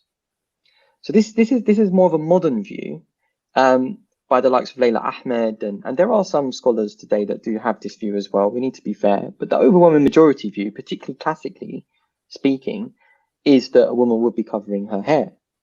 Now, you could argue, is that influenced by Christianity because of the verse that I mentioned in Corinthians, where it says the woman that doesn't cover her hair, shave off her hair? Is it because women have to cover their hair during prayer or when attending the mosque? Or is it actually that it is obligatory at all times? I'm not here to tell people what they should or should not do and what they should or should not wear. In fact, the hijab is a very personal thing, very personal thing. We shouldn't judge people. I don't even ask people about their hijab because it's very personal to them. And as a Cypriot, my great grandmothers, both sides, would have been wearing a headscarf. Without a shadow of a doubt. All the photos that I've ever seen of bizim büyük nenelerimiz giyerdiler, right? Without a shadow of a doubt. Even when they came to this country, they would still wear it. I actually heard a story the other day, and this happened to quite a few people, that when they would bring their great grandmothers over to this country, some of the people at the time, the older generation, say, "Oh, you know, you should take it off çünkü ayıp da burada, and we don't want anything to happen." And those women, they were quite attached to their headscarf because they've been wearing it day in, day out throughout their whole lives. It's part of their identity. It's part of who they were. And this idea that they had to remove it when they came here to this country, they didn't feel comfortable with that because that's just how they were. You know, they would just wear it. It's part of their dress. It's part of who they are and how they've lived their lives. And so my view is, first of all, it should never be imposed upon anybody that they have to wear a head covering. If someone wants to wear a head covering out of their personal choice, they should be able to do so. Going back to our point earlier, la ikraha fi din, there's no compulsion in religion. Likewise, so no one should be forced to wear it, but also nobody should be forced to take it off. And this is what we started to see, and we're starting to see in our community. Why is that person wearing a headscarf? They shouldn't be wearing it. Start making judgments about that person. They're backward. They're ignorant. They're probably uneducated. They probably can't speak English. All these notions that you'll get. But if you saw a nun walking down the street, oh, they're probably devout. They're not oppressed. They're not. Their husband or their father probably didn't force them to wear it. They chose to wear it. They're probably clever and intelligent. They probably studied theology. But why? Why is it that we believe that? Why is it that we get those notions? Why is it that somebody who wears the headscarf isn't doing it out of their own free will? I've met hundreds of women that wear headscarves, and I've not met one that has ever been forced to wear it by their father or their husband. Ever. I've never, ever seen it, right? Everyone that I've met decided to wear it. And if they want to wear it, who are we to turn around and say, no, you're not allowed? Who are we to impose our ideas onto others? We shouldn't do that. Everyone should be free to wear what they want to wear, as long as they're not offending other people. And this is where Turkey started to get a bit wrong, and I'll say it. You know, there was this idea that if a woman goes to university, she had to take off her headscarf. And that was an idea that was trying to take the forefront in the political sphere in Turkey. And thankfully, it didn't quite make it there. You know, we're quite grateful for that. It's crazy that we're living here in Britain, in the UK, and a woman can wear a headscarf and go to university. Yet in Turkey, if someone wants to go to university, there's this idea that they should remove their headscarf. I mean, how do you work that one out when Turkey's meant to be 98% Muslim? And, you know, it's almost like Britain's more Islamic in that it's being more tolerant and open to different views and ideas, and yet we're forcing an ideology onto people. So the point here is, there are people that believe it is shut. There are people that don't believe that it is shut. Whatever people want to believe, that's their prerogative. If people want to wear it, wear it. If people don't want to wear it, don't wear it. Don't make judgments based on what people wear, whether they're wearing a head covering or not, because you don't know what's in that person's heart. And you're just a victim of the media because you're told to think those things about those people. But the reality is, and the irony is, from our community, is that if you were to go back 150 years ago in Cyprus, every single woman would have been wearing a head covering. And if they were to be walking down the street today, you'd probably criticize them and have prejudice towards them. But that's actually what our ancestors wore and how they lived their lives. And not just in Cyprus. I'm gonna say this as well. Even here in the UK, we said 1920 to 2020. If we go back 100 years ago, a lot of women would wear, like, you even see some of the old ladies today, they still have like a shawl over their head. It's part of their fashion. It's part of what they did. That's how it was, right? If you were to go back 150 years and go to church, every single woman would have been wearing a head covering. Every single woman would have been wearing a head covering in church. I'm not stating to people that you should wear a head covering. Whether you want to wear one or not, entirely your prerogative. But don't judge people based on whether they wear it or not. There are some fantastic people that I've seen that don't wear headscarf. There's some horrible people that I've met that do wear headscarf, and vice versa. It's got nothing to do with what's in your heart. It's just an outward thing.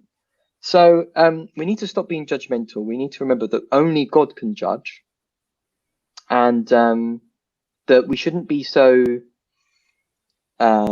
superficial as to judge people based on a cloth, which is very personal to them, and we shouldn't force people to take it off, nor should we force people to wear it. We should allow freedom for people to wear or not wear what they want, and that's up to the women to do what they want to do.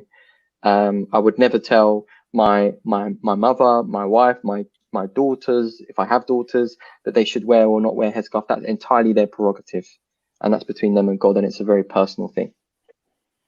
Thank you, Yusuf. Have you got anything to add? Khalil, yeah, just saying very, very, very quick, because you know there is a lot of. It came up on the TCCUK, and you know we should always appreciate people's different views, and if people are posting something, it's because they want to know about the issue. So if people, but I just found a lot of people were randomly commenting before they actually didn't know anything about the subject. So it was like, oh, it's not in the Quran. Yes, it is in the Quran. But and as Yusuf said, you know, you either take it or you leave it. That's the choice with you. But what we need to understand is, and if we've got viewers watching, is this.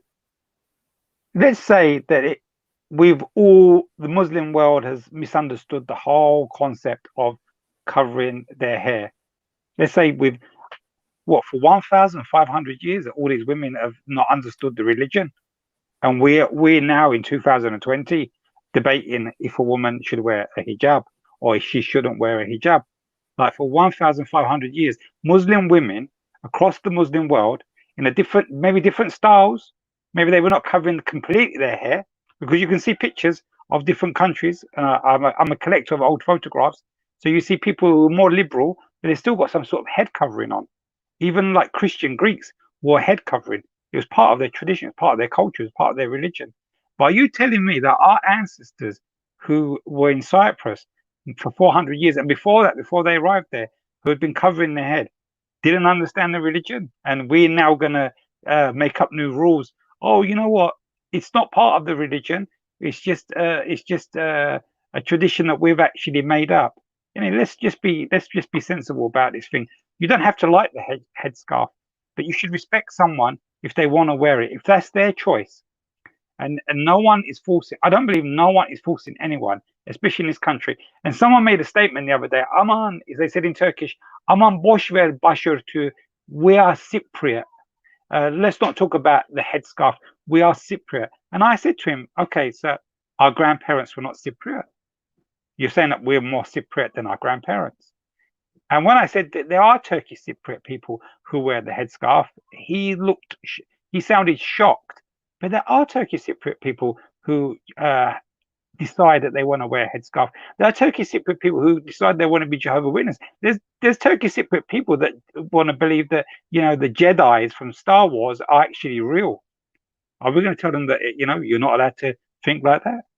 So, you know, just have some respect when we're actually debating things. Have respect for the people who are doing that, and have respect for the people who don't do it as well. I think that's really important, because once we lack respect, then things can get quite heated, and we can get insulted. We start insulting each other. But I always say this: when you're going to debate something, think that your grandparents are probably wearing this clothes, and then, you know, have a bit of respect for your heritage. That's what I'm going to say on that headscarf issue. It's a choice. It's up to the person. Said. Well said. Thank you. Half of them. Thank I think you won't be able to see it, but there was a lot of hearts and care things going up and thumbs up. Vallahi ben şunu söyleyeyim, tamam, ben Kıbrıslı Türkler kadar sevdiğim toplum yoktur. Ben bütün insanları severim. Ama kendi toplumu, kendi insanlarımı çok çok severim. Halil, I say that with passion. I love my Turkish Cypriot community because they're kind-hearted, they're very sincere, and you know they have morals. People might say things about us, but we're a very nice group of people, and I've seen that, especially in the last few months. I've seen how people can get together, and you know, I really respect my community. Thank you, and all them hearts, I'll send them back. And going into another question, which was asked on here, but I will. It's quite similar, and basically, it's this one will be for you, Hussain Hoca. Just because we're Turkish Cypriot, are we Muslim even if we don't practice the religion? The $1 million question. Yeah. The $1 million question. The Turkish Cypriot people, the term Turkish Cypriot appears much later in our history.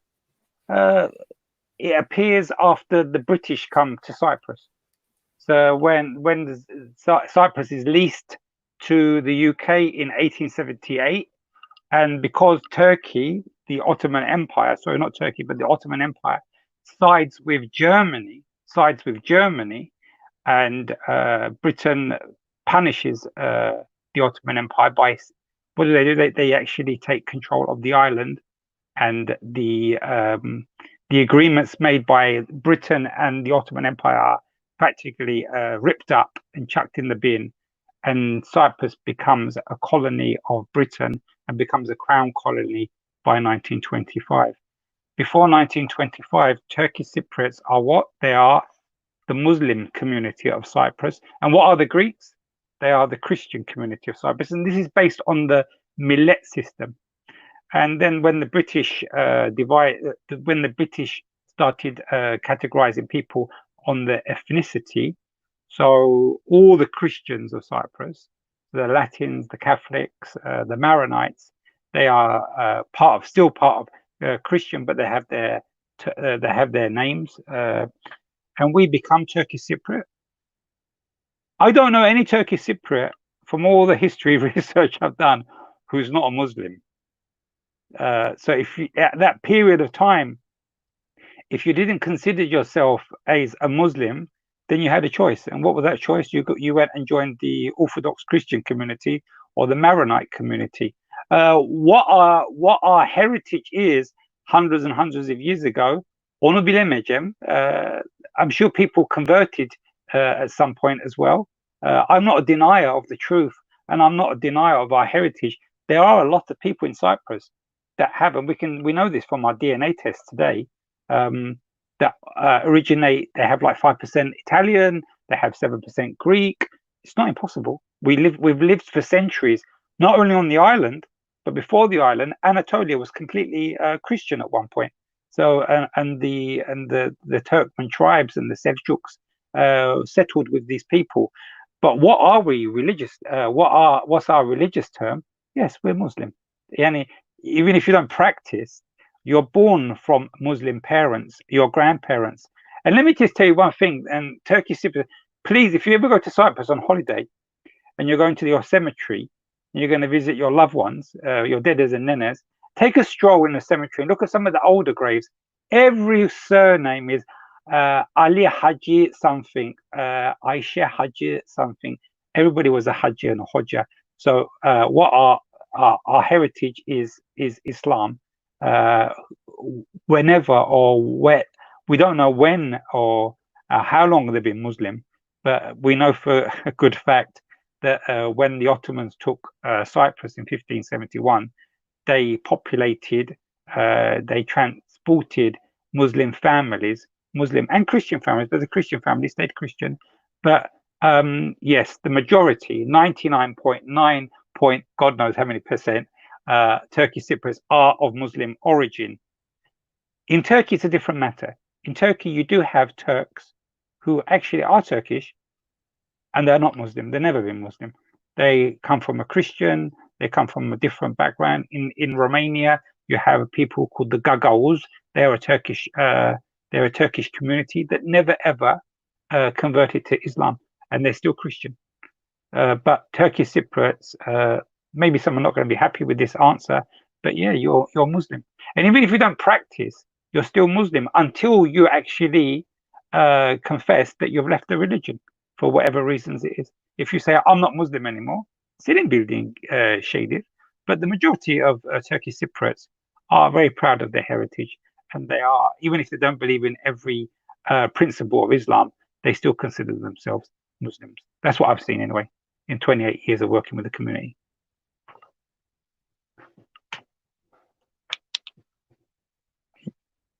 Mute. Gene mute. Tamam. Thank you for that, Hussain Hoca. Have you got anything to add to that, Yusuf? I don't think so. I think that was beautifully put. Okay. Nothing. Thank you, Yusuf.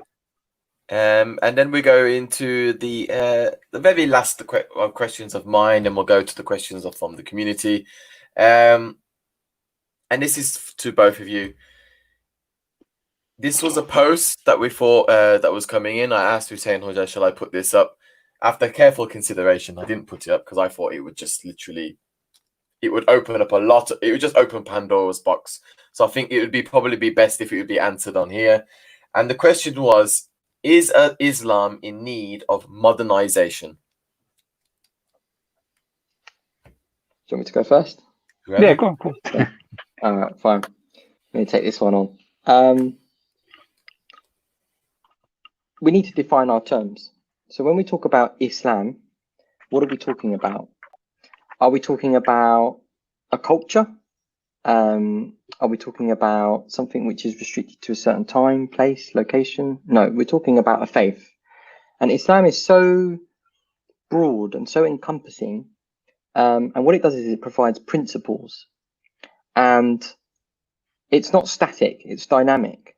And what a mufti is responsible for doing is for taking those principles of Islam and applying them to the contemporary world. Okay, so let me explain what I mean here. So you have the Quran and you have the Sunnah in Arabic, which means the way of Muhammad, upon whom be peace.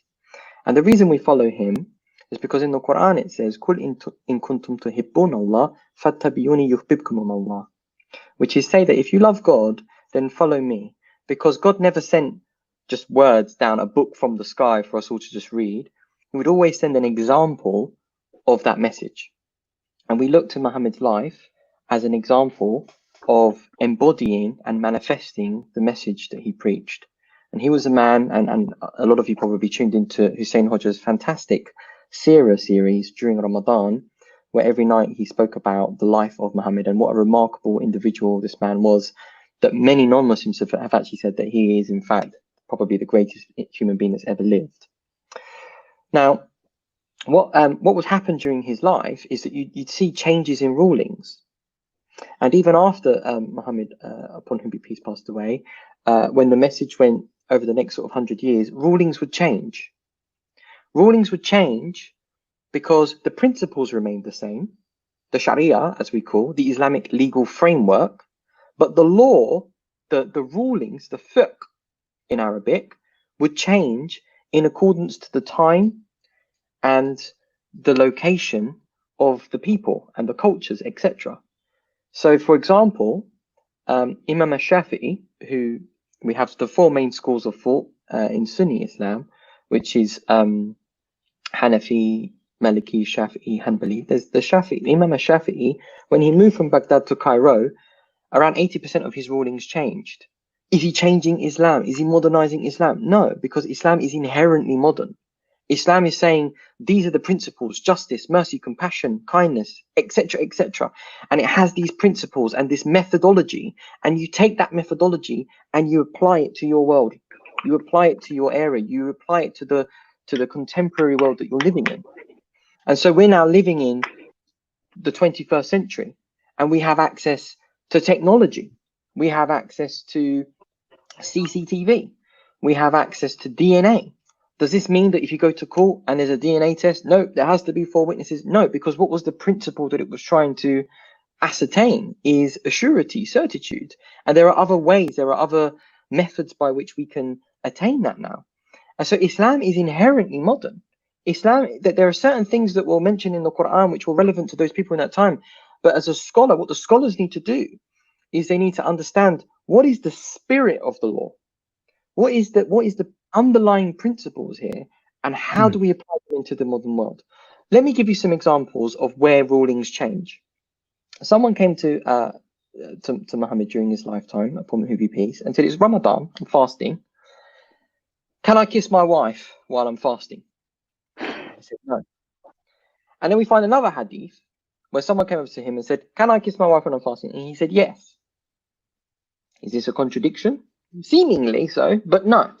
What it is the first person that asked was a young person who just got married, and you know, by engaging in that, he may actually break his fast, right? The other person that asked was an older gentleman who'd been married for many years, and had a completely different situation, very different.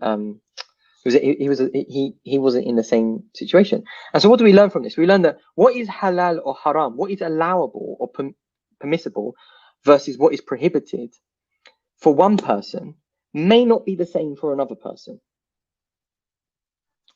Really important point.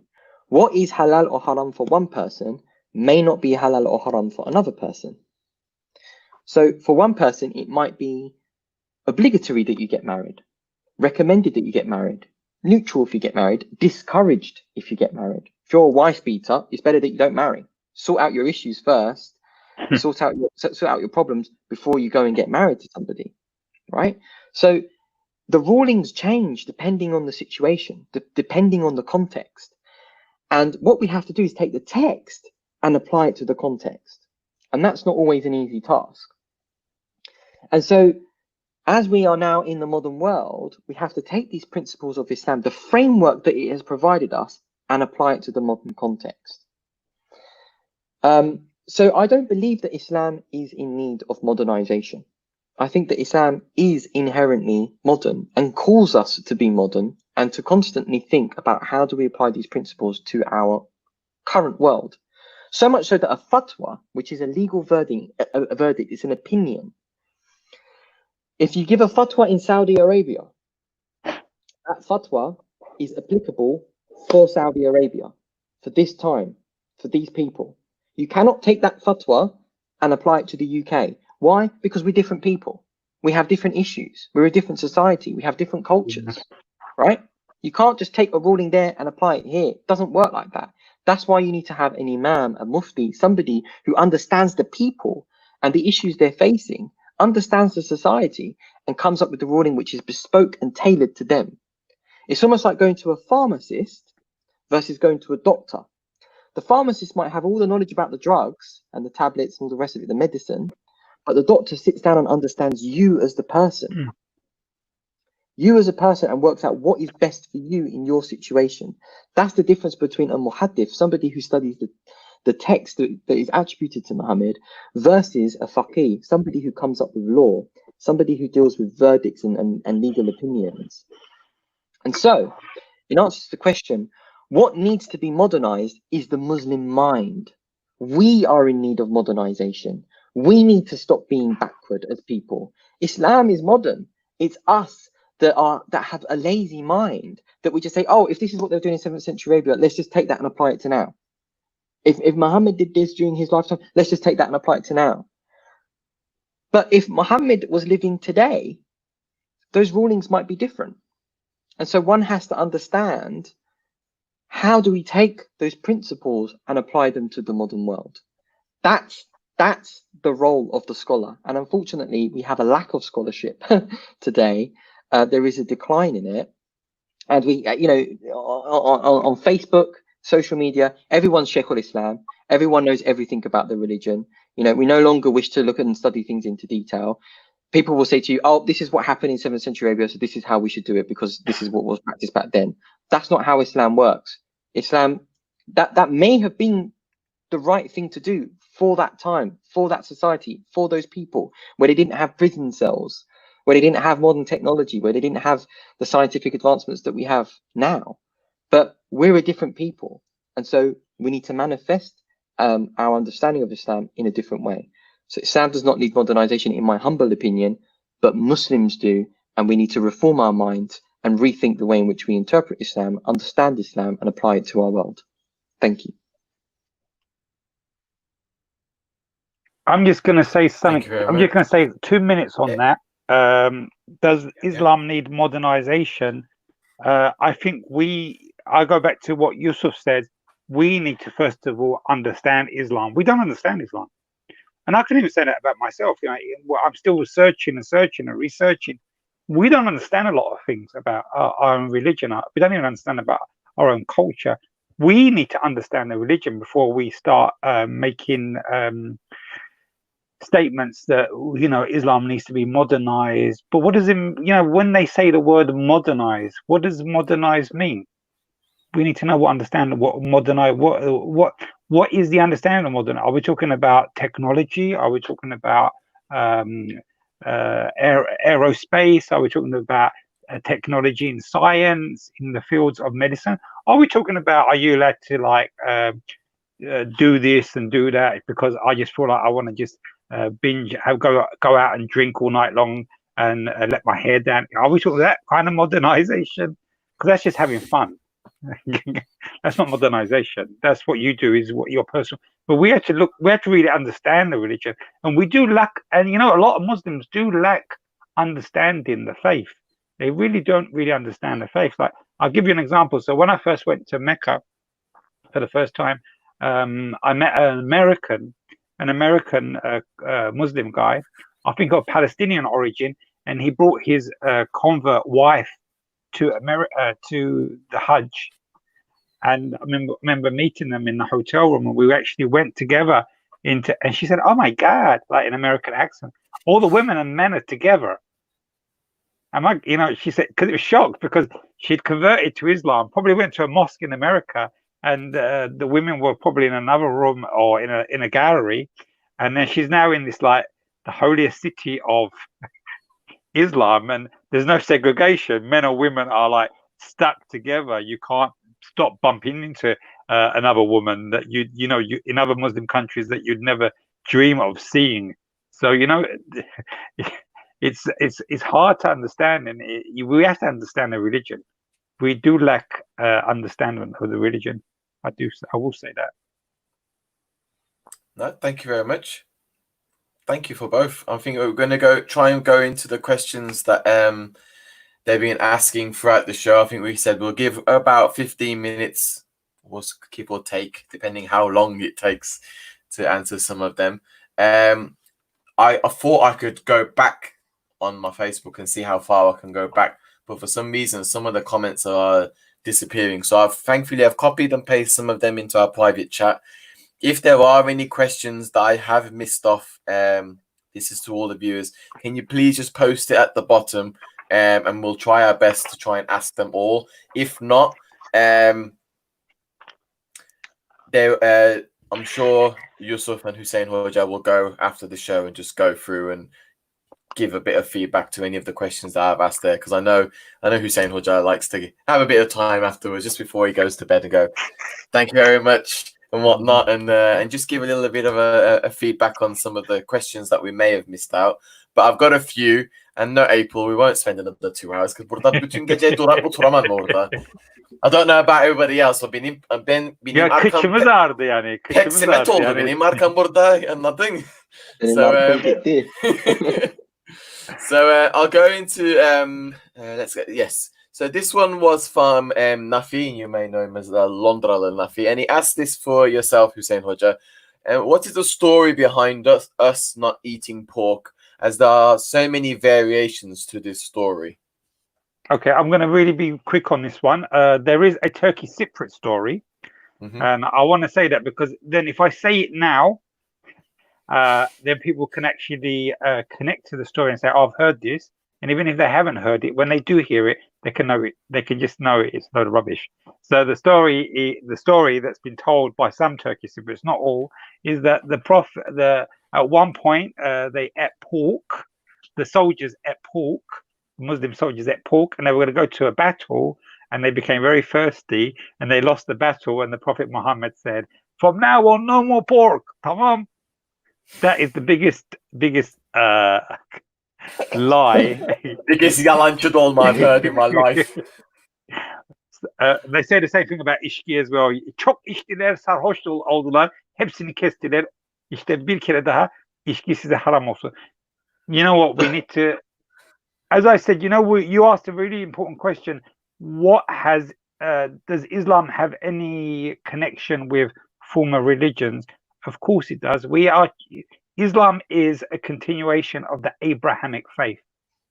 And if you look at the early texts of the Abrahamic people, the Abrahamic religions, and I know some Muslims don't like us using that word, but Judaism is an Abrahamic religion. And Judaism is a part of the teachings of Abraham. You don't eat pork. We don't know the logic behind pork, but one is this: that the pig itself can carry a worm in the stomach, and you see it in very hot countries. If you don't cook the meat properly, the worm actually is still alive and starts growing in your intestines. And this might be a reason why in Judaism that the pig is forbidden, and we as Muslims are a continuation of the Abrahamic tradition and religion. So haramdır bize de yani pork. We're not allowed to eat pork. But the difference between Islam and Judaism. So in Judaism, not only do they not allowed to eat pork, they're not even allowed to look at it. They're not even allowed to breed it. They're not even allowed to touch it. But for Turks, the Turks don't have a problem with the animal itself. So if you saw a pig, you're not going to run down the road and start pelting it with stones because you think it's an evil animal. It's just forbidden for us to eat. And we are taught to be kind to all the animals, but it's one animal that is forbidden. It's in the Quran because it's also a continuation of the Abrahamic tradition. So that story about eating it and the susadılar da bilmem ne yaptılar, it's a lie, guys. Yeah, so you heard it from me. Yusuf, you want to add anything to that question? No, I'll leave it. Let's go on to the next one. I think Next there's one. quite a few Okay. questions. The pork one's boring. Yeah. I'm going to go to one of the questions that one of my admins, Emin Abba, forwarded to me because one of the viewers couldn't make it tonight because they're working late. And the question was, it depends who answers this, whether it's Hussain Hoca or Yusuf. But I would love to discuss organ donation and thoughts about this in Islam, especially as UK has now entered into organ donation on an opt-out basis. This is just based on perception, but I expect a lot of the Turkish Cypriot community would not have been active blood or organ donors prior to this, and would love Hoca's thoughts on the matter and compatibility with Islam. My answer is going to be very simple, and then I'll let Yusuf say it. the Quran has a verse that says, "Whoever saves one life, it's as if he's saved the whole of humanity." Allah tells us to, to save lives. We're ordered to be kind, compassionate, merciful, and God's got all those attributes. Yani, I'm going to say this. I've actually asked, and members of my family who are religious have asked for our body parts to be used when we die to save someone's life. Hopefully, if I'm healthy enough. If my lungs and my livers are kaput, then forget about it, because it's not going to be anything. But if any parts of anybody's body can save someone's life, nemutlu ama, değil mi? Yani nemutlu. Yeah, yani, please, it's a good thing.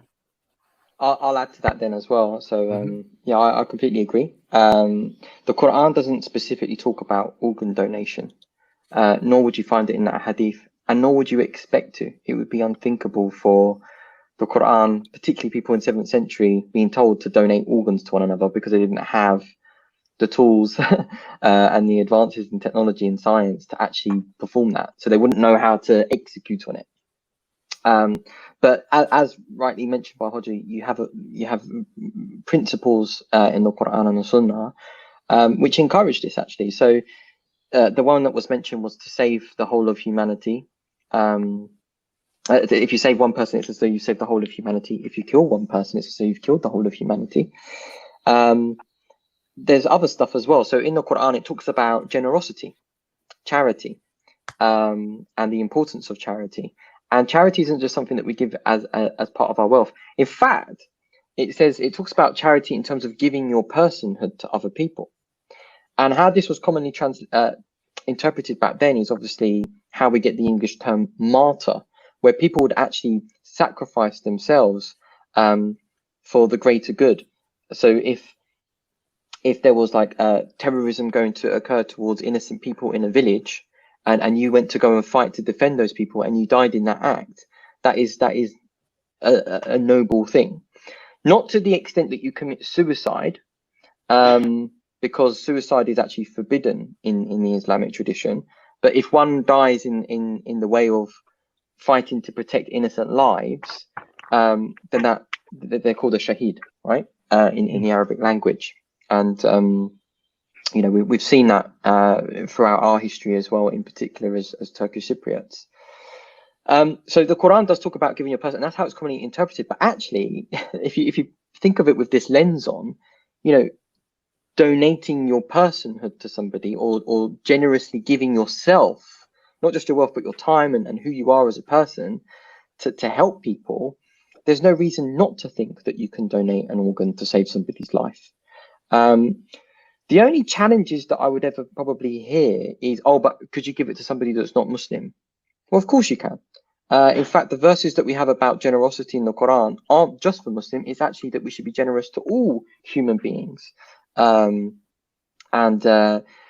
you also have things like kullin nas al-husna, that you should speak to people in a beautiful way and a loving way, but it's nas, right? It's not just Muslims. We give our generosity and our beautiful words and our time and patience to everybody. The other thing I can think of is, oh, but we have to have all of our organs intact, because there's verses where it says that we will be resurrected and our eyes will speak against us and our mouths will speak against us. And how can this happen if you've donated parts of your body? Well, hate to break it to you, but your body would have probably been decomposed by that point anyway. We believe that God is almighty and can create a whole new form for you. What about people that die in fires, or people that lose part of those limbs to begin with? How will their limbs be able to speak out against them on the day of judgment? So that's just a misunderstanding. The only other thing I can think of is, oh, but you're not allowed to cut the body or harm the body after you've died. Well, anyone would know nowadays that actually this is done anyway to check. You have to do a biopsy, right, and check how did the person actually die, etc. And there's actually nothing in Islam that prohibits that to begin with. So, yeah, organ donation, it's certainly not, in my opinion, haram. And actually, and we shouldn't even just assume when people die as well. Even if somebody's living and they've got something that they can donate to save another life, that's also permissible.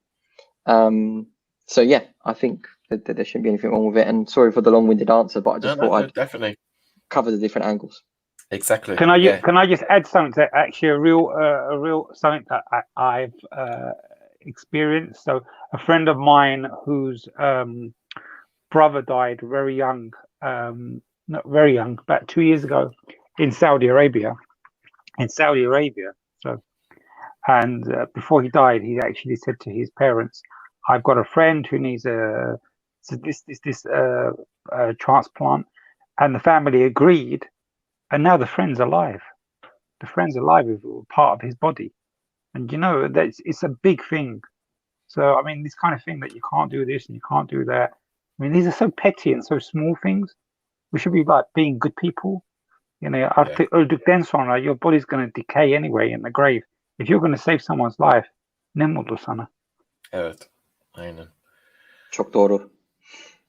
I'm gonna. There was one question here. I forgot to copy and paste it, Yusuf, and you mentioned it earlier.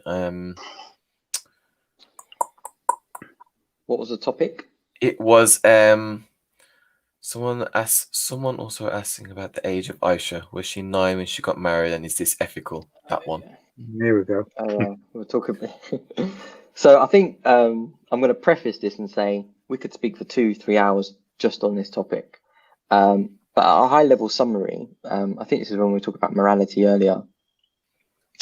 There's a lot of people say, "Oh, but Muhammad married a 9-year-old," and actually, that's not something that many Muslims actually believe. And one has to understand hadith sciences and how one studies hadith and ascertains them. So what it is outside of the Quran, there are lots of statements that are attributed towards him and his life. And what we do is we keep all of them. Those which we believe are authentic, those that we believe are, possible, sound, those that we think are weak, da'if, and those that are even fabricated. We've kept all of them. We've not destroyed anything from our history. Okay, we've tried to preserve a lot of it as much as possible. And what we'll have scholars saying this is authentic or this isn't authentic. And sometimes there would even be disagreements. So somebody might have included something as authentic, but other scholars have come back and said, actually, that scholar didn't know about this, this, or this. And so the way in which a lot of it would be transmitted is that somebody would tell somebody who would tell somebody, and you'd analyze each person in that chain, that sanad, and you'd look at their character, who they were they mature, do they know about Islam, loads of different factors. And there's differences of opinion on that methodology in and of itself as well. Anyway, what happens is there's a book called Bukhari, which is named after an individual called Imam al-Bukhari. And he compiled what he believed was the most authentic hadith, the most authentic sayings, actions, inactions pertaining to Muhammad, upon whom be peace. And he compiled them in a book. He was one man. This is a few hundred years after Muhammad. And he didn't have Google or technology or anything like that. He was one man, traveled as much as he could, and did it to the best of his ability. But he's not infallible, and there would be mistakes. And included in his book, he stated that Aisha was 9 when she was married. And that's obviously still there. And a lot of haters about Islam would pull that out and say, oh, Muhammad was this or that, or he married somebody that was young, etc. First of all, we have to understand the culture and the time, etc. But second of all, that actual hadith is very unlikely to be true, because one of the narrators was somebody called Hisham ibn Urwa. And when he moved to Kufa, he experienced dementia and he had memory loss. And so Imam Malik, one of the greatest imams ever in sort of like the Islamic world, never took his hadith after he moved to Kufa. Imam al-Bukhari was unaware of this and took from him, and that hadith, there were all the hadith relating to her age being 9 is when he moved to Kufa. He was a very old man at that point, and he was suffering from memory loss. And there was a lot of things that he was saying where the numbers were wrong, etc. Karıştırdı, çok numaraları, all that kind of stuff. They put it into the book, and it's there. But we know that we have very good reasons to believe that she was probably a lot older. She was present at the Battle of Badr. There was a 10-year age gap between her and her sister Asma. And there's just countless reasons. And as I said, we can have a 2-hour, 3-hour lecture just on this. And it's just ignorance, really, because people don't understand how hadith work. You don't just take a hadith from Bukhari and say, this is it. It doesn't work like that. Like, there's studies around it, and you've got to investigate the chain and all the rest of it. The other thing is, we also have to understand that culture has changed. And nowadays, people get married a lot later than they did, probably even when, like my mum, for example, she got married when she was 17. That would have been 30 years ago. Well, probably over 30 years ago because I'm 30, but about 33, 34 years ago. Okay. How many women now get married at the age of 17 in our community? It's a lot more rare. If we go back 100 years to Cyprus, there were women that were getting married a lot younger than that as well in our own community. In fact, I've researched 13, my family back 14, 13, Vardı. 14 years. Yeah. İşte vardı. We're not agreeing with it. We're not agreeing with it. No, but that's how it was, because women back then were different at that age. It was a different society. And it was the same. This isn't just a Turkish Cypriot thing. It was the same here in England as well. If you go back to Victorian days, a 12-year-old boy, a 10-year-old boy would probably be a chimney sweeper, have his own job, be responsible for bringing money home, and maybe even be married and be starting a family. That's how a 10-year-old boy's life could have been in Victorian times. But nowadays, they'd be in primary school. They'd probably be in year 5, perhaps year 6 at best. So society's changed, culture's changed. You can't judge a previous culture based on current cultural conditions. Otherwise, every single king in history, if you go to King Henry VIII, how old was Anne Boleyn? If we were to play that game, everyone was wrong, right? Because that's how society was back then. And things have changed, and you can't just take our worldview now, our culture, our society, our customs, our norms, and superimpose them onto something from 100, 200, let alone 14, 1500 years ago. That said, the idea that she was 9 is not something that's necessarily accepted in the Muslim community. Thank you. Halil, April Mehmet keeps asking a question that it was next on my thing. So basically, April asked, I would like to know, my dad passed away when I was 10. When will he be judged, and where is he now? She's asking. Okay, there's different understanding to the whole thing, and maybe Yusuf can say a few words as well. One is that when we die, and there's two different kind of opinions on this. One is that when we die, once our body's been laid to rest and the angels come and they question us, and either our grave becomes a garden of paradise, or our garden, or we see a window to hell. Sorry to say that, guys, but if you're a bad person, you don't deserve to go to heaven. If you're a criminal or whatever. Anyway, God's merciful and gracious. But so there is this kind of thing that the body, the soul, goes into like a deep sleep, a very deep sleep, and then will be woken on the day of judgment. And when the angels wake the soul up, it's like he's been asleep for a split second, like even more than a split second. So it's a different time space onto the other side. So he's going to say, "Oh, I was just buried now. What's happened?" So it's a different time space. Like, is that where you watch this kind of sci-fi films? Yeah, that you're in a different. You've done all this stuff in a sci-fi film, and you come back to Earth, and the mum says, "Oh, good morning. You're gonna have your breakfast." But he's had a complete adventure, but it's been like 1 hour for her. So there's another. So the judgment would be done on Judgment Day, but there isn't also another opinion that the judgment is done on the day. There is opinion that once we die, the actual soul is released and goes up to the heavens. There is that opinion as well. I'm of that opinion, to be honest with you, that we get judged accordingly for our actions as soon as we die. and then we will have the greater judgment on Judgment Day, when Allah will bring all the souls together. But I think you get judged. I actually personally think you get judged straight away. But there is the main opinion that once you die, you go into the soul goes into a deep sleep. But I believe the soul actually goes into heaven. That's my opinion, by the way. Yusuf, do you want to say anything on that one? Yeah, I mean it's a very grey area, and there's lots of different views and opinions and stuff. And I don't claim to know the answer to all of this stuff, but let me just shout out a few other thoughts that I've seen throughout my research. There's some people that believe that if someone goes to hell, it will never be for eternity. I believe that as well. Eventually people will go to heaven. So it's almost like serving your time. So there are some really evil people out there, by the way. And you know, I do believe that one day hepimiz hesabımız ödeyeceğiz, right? Allah'ın karşında.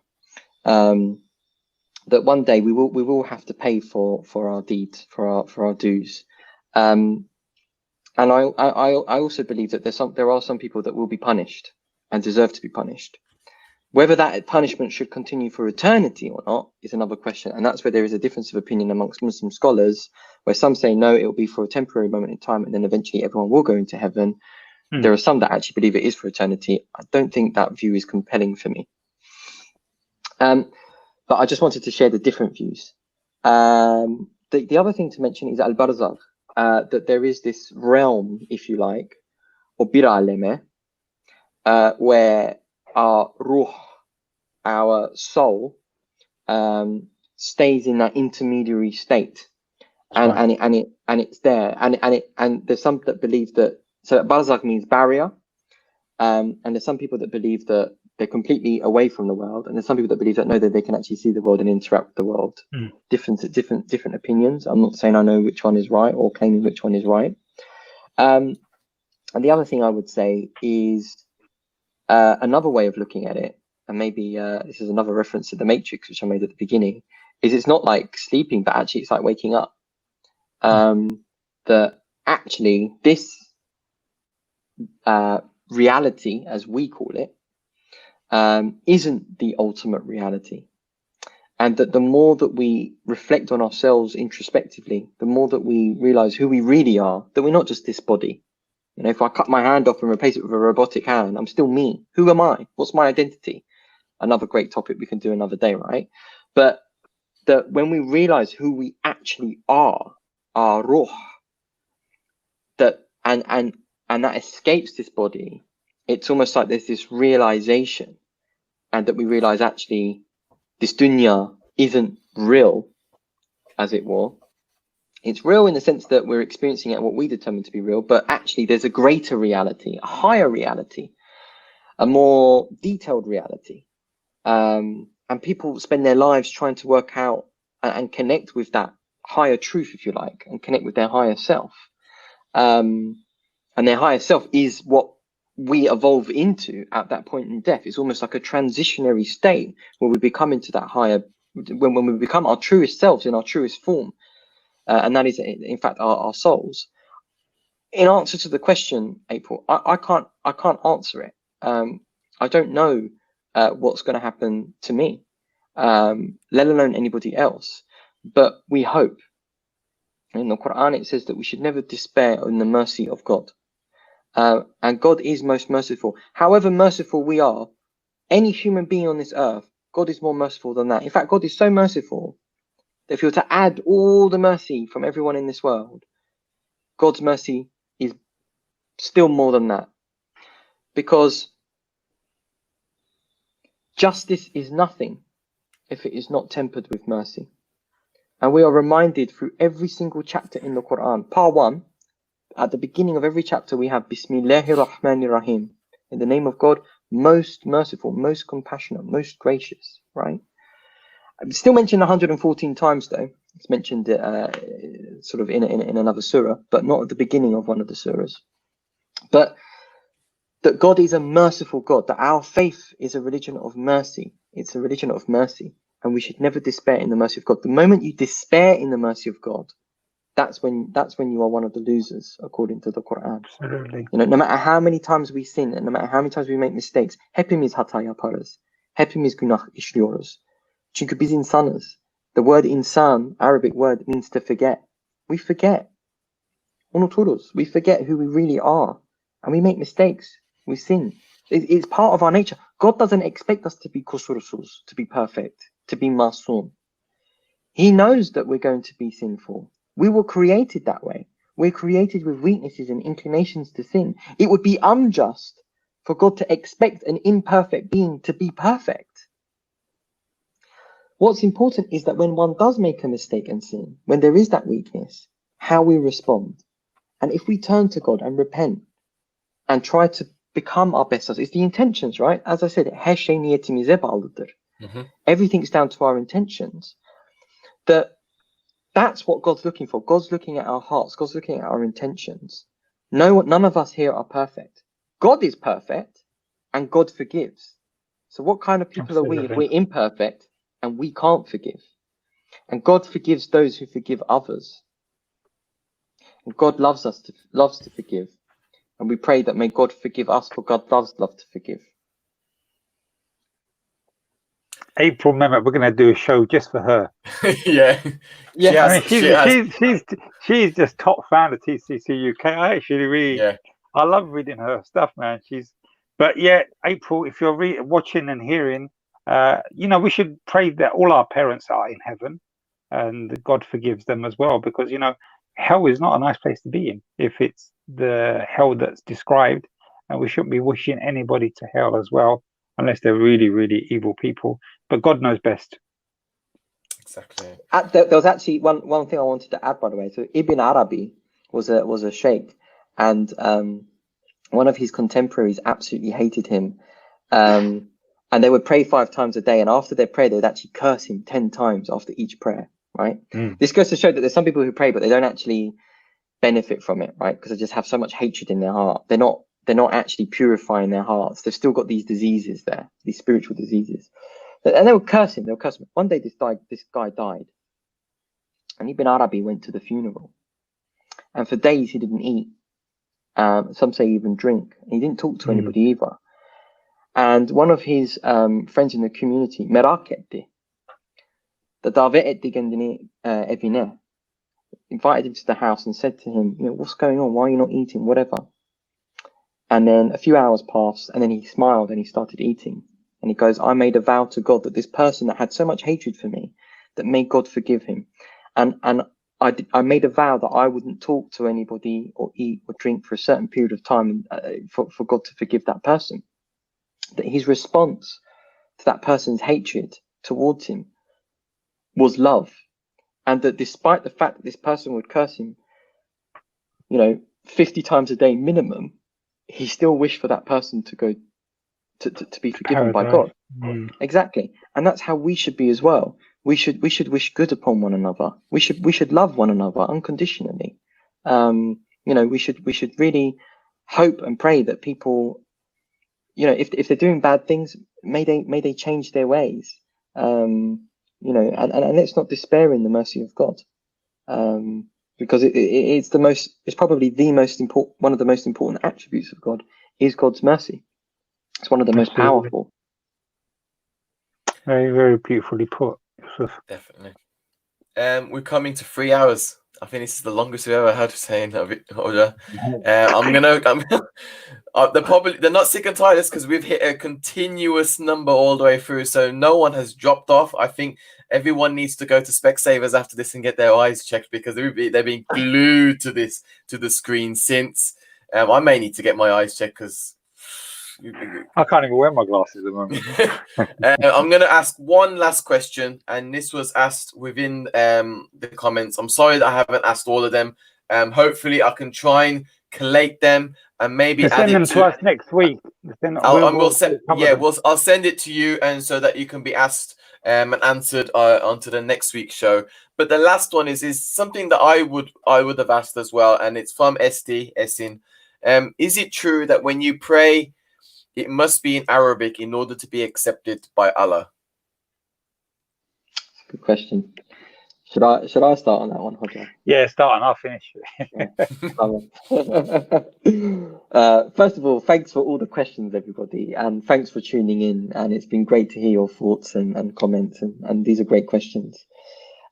Let's be really clear. When we say the word pray, in Arabic, the word is dua. Dua. Okay? Now, you can pray in any language you want, in any direction you want, at any time of the day you want, as many times as you want, right? And it's a good thing. So, and you could do it in any state as well. Even if you're lying in bed, whatever, you pray to God, you wake up, you make that prayer, okay? That's called dua, and you can do it in any language. It doesn't make a difference. The most important thing is that you're praying from your heart, okay? So that's dua. There is something called salah, and as we call it, namaz. Salah comes from the word to connect, okay? And that's why in telecommunications in Arabic, it comes from the same root word. And what it is it's a specific type of worship, of ibadat, okay? And Muslims are encouraged to do this at least 5 times a day. And this is something which is physical, mental, and spiritual. And it's performed in a state of purity, where you perform ablution, in Arabic wudu, in Turkish abdest, and you purify your mind. Again, it's a very spiritual act, but you're also cleaning your body because you're going to stand in front of your creator. Basically that's the concept in a spiritual sense. And you pray to God in a very specific way, and you pray and you recite certain verses from the Quran. Now, we mentioned earlier at the beginning of the show when we recited Al-Fatiha that there's certain words in Arabic that sometimes it takes 10, 20 words in English just to try and explain what that word is. And it's almost like Al-Fatiha is such a small number of words, but so powerful and so meaningful. And the more you try to explain it, it's almost like the less beautiful it becomes in the way in which it's delivered. Because you can end up reading a whole book to deliver these 7 verses. And so there's nothing quite comparable to the Arabic. And so, yes, if you pray in English, and it's okay if you don't know the Arabic and all the rest of it, then pray in English to begin with. But it is incumbent for us to try and learn the Arabic and understand the Arabic and pray for it in Arabic. This is with respect to the namaz, the salah, because it's so much more meaningful. If you just say, praise be to God, Lord of all the worlds, Alhamdulillahi Rabbil Alameen, does not just mean that. As we mentioned earlier, it's so much more than that. And you're going to be missing, you're going to be losing a lot of it. And that's why, and we have it, and we should be familiar with this, because in Turkish, we see that there are some words that are very difficult to translate into English with one word. We have loads of words for the same thing sometimes. And some powerful words as well in Turkish when we talk about, aşk versus sevgi, right? Or if we talk about can, like canım, it's quite a strong word. Like, to translate these into English, it's not hayatım, canım, bunların arasında farklıdır. So it's not as easy as just picking an English word and saying that. But it is important that you understand what you're saying. And if to begin with you're doing it in English, that's better than nothing. But we should be trying to pray the namaz in Arabic. But to reiterate, dua, prayer, this is prayer. Salah and namaz is not prayer. We say the 5 daily prayers. This is a miscommunication in our community. We do not pray 5 times a day. We pray as many times as we want, in any language, in any direction. It's dua. And you can do that in English. Okay. Hoca, do you want to add some? Turkish, whatever language you want. Yeah. So the word for prayer in Arabic is dua, and that can be done in your mother tongue, because dua is speaking to God. And if you're going to be speaking to God and telling God about your problems, you want to thank God for your life, for your house, for your kids, and that's something that we should be doing every day, by the way. We should be thanking God for our lives. We should be thanking God for our health. We should be thanking God when our children come home safe from school. We should be thanking God and remembering God when we send our kids to go to school, leaving our children in the protection of God. How are we going to say this if we don't know how to speak Arabic? We say it in Turkish, we say it in English, you say it in Greek, you say it in whatever language your mother tongue is. And that's dua, that's prayer. Now the namaz is something different. The namaz is, as Yusuf said, it's Allah asks us to do this 5 times a day. This has to be done in the Arabic. And I'll give you an example. So my grandparents, well, both of my grandmothers never went to school. They never had an education. They couldn't even write their name. They knew these prayers off by heart.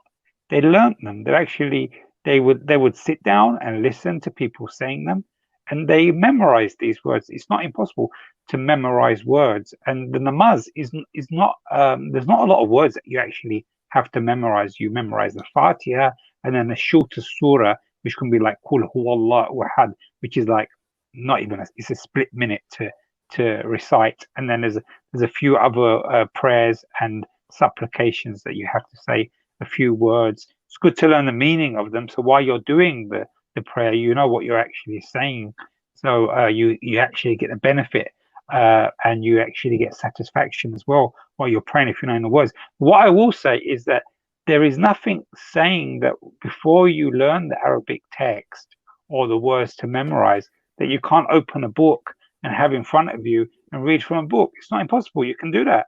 That's the way you're going to learn. That's the way you're going to learn. Chanel just made a comment. She learned her prayers to do the namaz or from YouTube. We have this kind of technology now. You can actually buy rugs. Actually, guys, you can buy these prayer rugs in Turkey. So maybe it's a souvenir you need to buy when you go to Turkey. And you can order them online. So you put the rug down on the floor, and you just have I haven't seen one, but I've seen people use them. I haven't used one, sorry. And if you're going to do the sabah namaz, it actually recites the words for you, and you follow the words behind the rug, and then you go. I mean, amazing technology is just amazing. So there's no excuse if you don't. But you know what? Praying is actually talking to God. We should all be praying. If you do believe in God, you shouldn't have to come to somebody else or go through somebody else or other means, and just pray to God in your language that you know. The namaz, try to learn a few verses of the Quran. It's very simple. Lots of message today about talking about the Quran in different programs. We will be.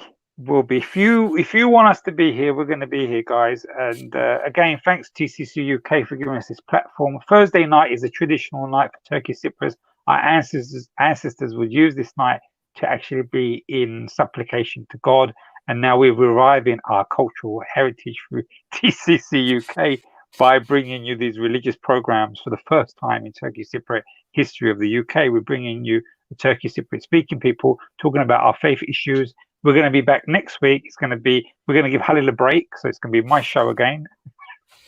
And because people really want Yusuf on there, so next week the subject is going to be about the jinn.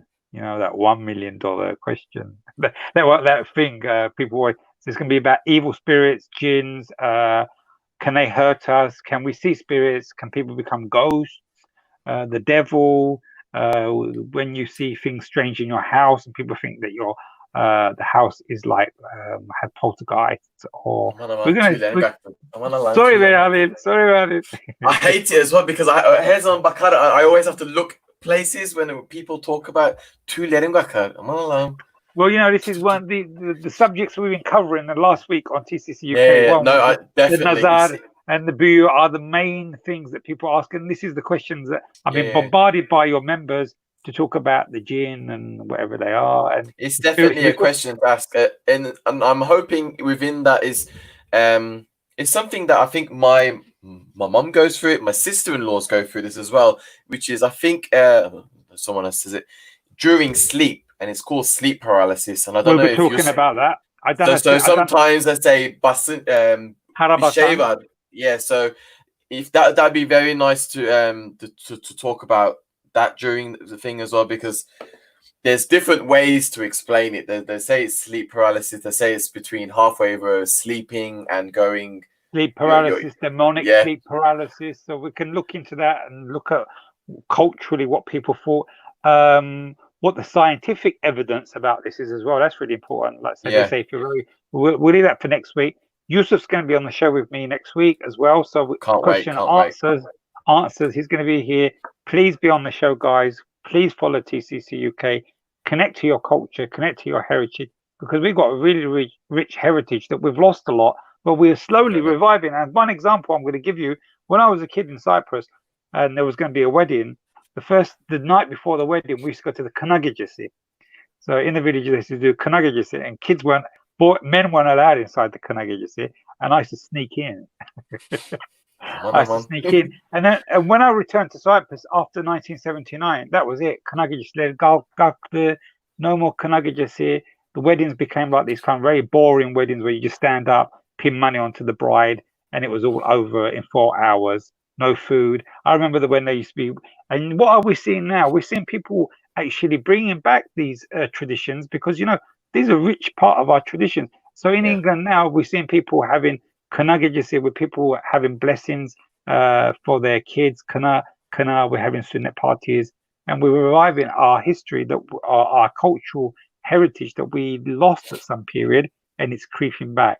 And TCCUK is the platform to be on to discuss these things. Thank you, everyone, for tuning in. Hayırlı cumalar size. Thank you very much. Lütfen. No, thank you for everyone that's joined us in. My last words are basically, if there are any questions that we have not answered, we apologize. We've hit into 3 hours, 15 minutes now. What I'll do is we'll collate these. I will send these to Yusuf and Hussain Hoca to maybe raise into the next show or any of the future shows. Just collate them so that they're subject orientated and they can go through these. Everyone, please stay safe. Please respect one another. If there is something within our group that you don't agree with, just move on. Go on to another subject. You don't need to put your penny's worth into it, even if you don't agree to it. Please respect one another. We're all human. We're all here as one community to support one another. And hopefully, Temmuz ayında, when we know that it is safe for us, well, we'll say safe, I'm using the safe, we can do a bit of social distancing and meet up. Hopefully I can come down to London and see Hussain Hoca and Yusuf and all my admins as well, which I thank them all from the bottom of my heart for supporting me. We can all meet up, and hopefully it will be a very nice day and evening, however long it goes on for. But yeah, that's my last words. Yusuf, have you got any last words before we sign off? Allah razı olsun. Herkese çok teşekkür ederim. I've really enjoyed the show, and I learned from everyone's comments and questions. We're all learning. We're all on the same journey. The most important thing for me, last point I want to make, is just remember, the Quran puts it quite beautifully. Don't be donkeys carrying books. And what this is referring to is people who have all this knowledge. They talk about all these things, but their hearts, they're still not pure, or actually they're still bad people. Let's just focus on the heart. Let's remember that. And I think, if there are people that are being a bit rude or disrespectful in the conversations on the Facebook group, don't rise above it and be respectful, be civil. Let's bring our community to the forefront. Let's make sure that we raise the maturity levels that we have. Let's discuss things like adults. Hayvan gibi olmayalım. Right? Let's speak with love and with compassion, and let's hope that the other person's actually right. This isn't about ego. Let's not worship our egos. Let's worship God. So forgive me for anything that I've said that's wrong, or if I've offended anybody. Anything that I've said which is good, I believe that's ultimately from God. Thank you so much, Hoca and Halil, for inviting me on the show. Thank you all for all your patience and all your comments. Helal et Halil, 3 hours and 15 minutes be kardeşim. No, I have all the time in the world. Ne zaman isterseniz gelin benim evime. Yatakta var, şey var, kalınız. Bütün gece konuşuruk. You know what I mean? Amma meraklı oldu bu Kıbrıslar bu din konusunda. Değil. Out of nowhere. They say that, but you know what it may be? I'm just joking. It could actually be the fact that because you're doing these lives on Thursdays and also with Ramadan that's gone past, that people want to know more, and they want to know answers, and they want to hear it from different people to understand. And it's been an honor to have you both on the show. I can't wait to tune in next week and to hear more from both of you. And hopefully we can hear a lot more from you in the future as well. So thank you very much for both of you. İyi akşamlar everyone. And we'll see you very, very soon. Hadi. Selamlar. Selamlar.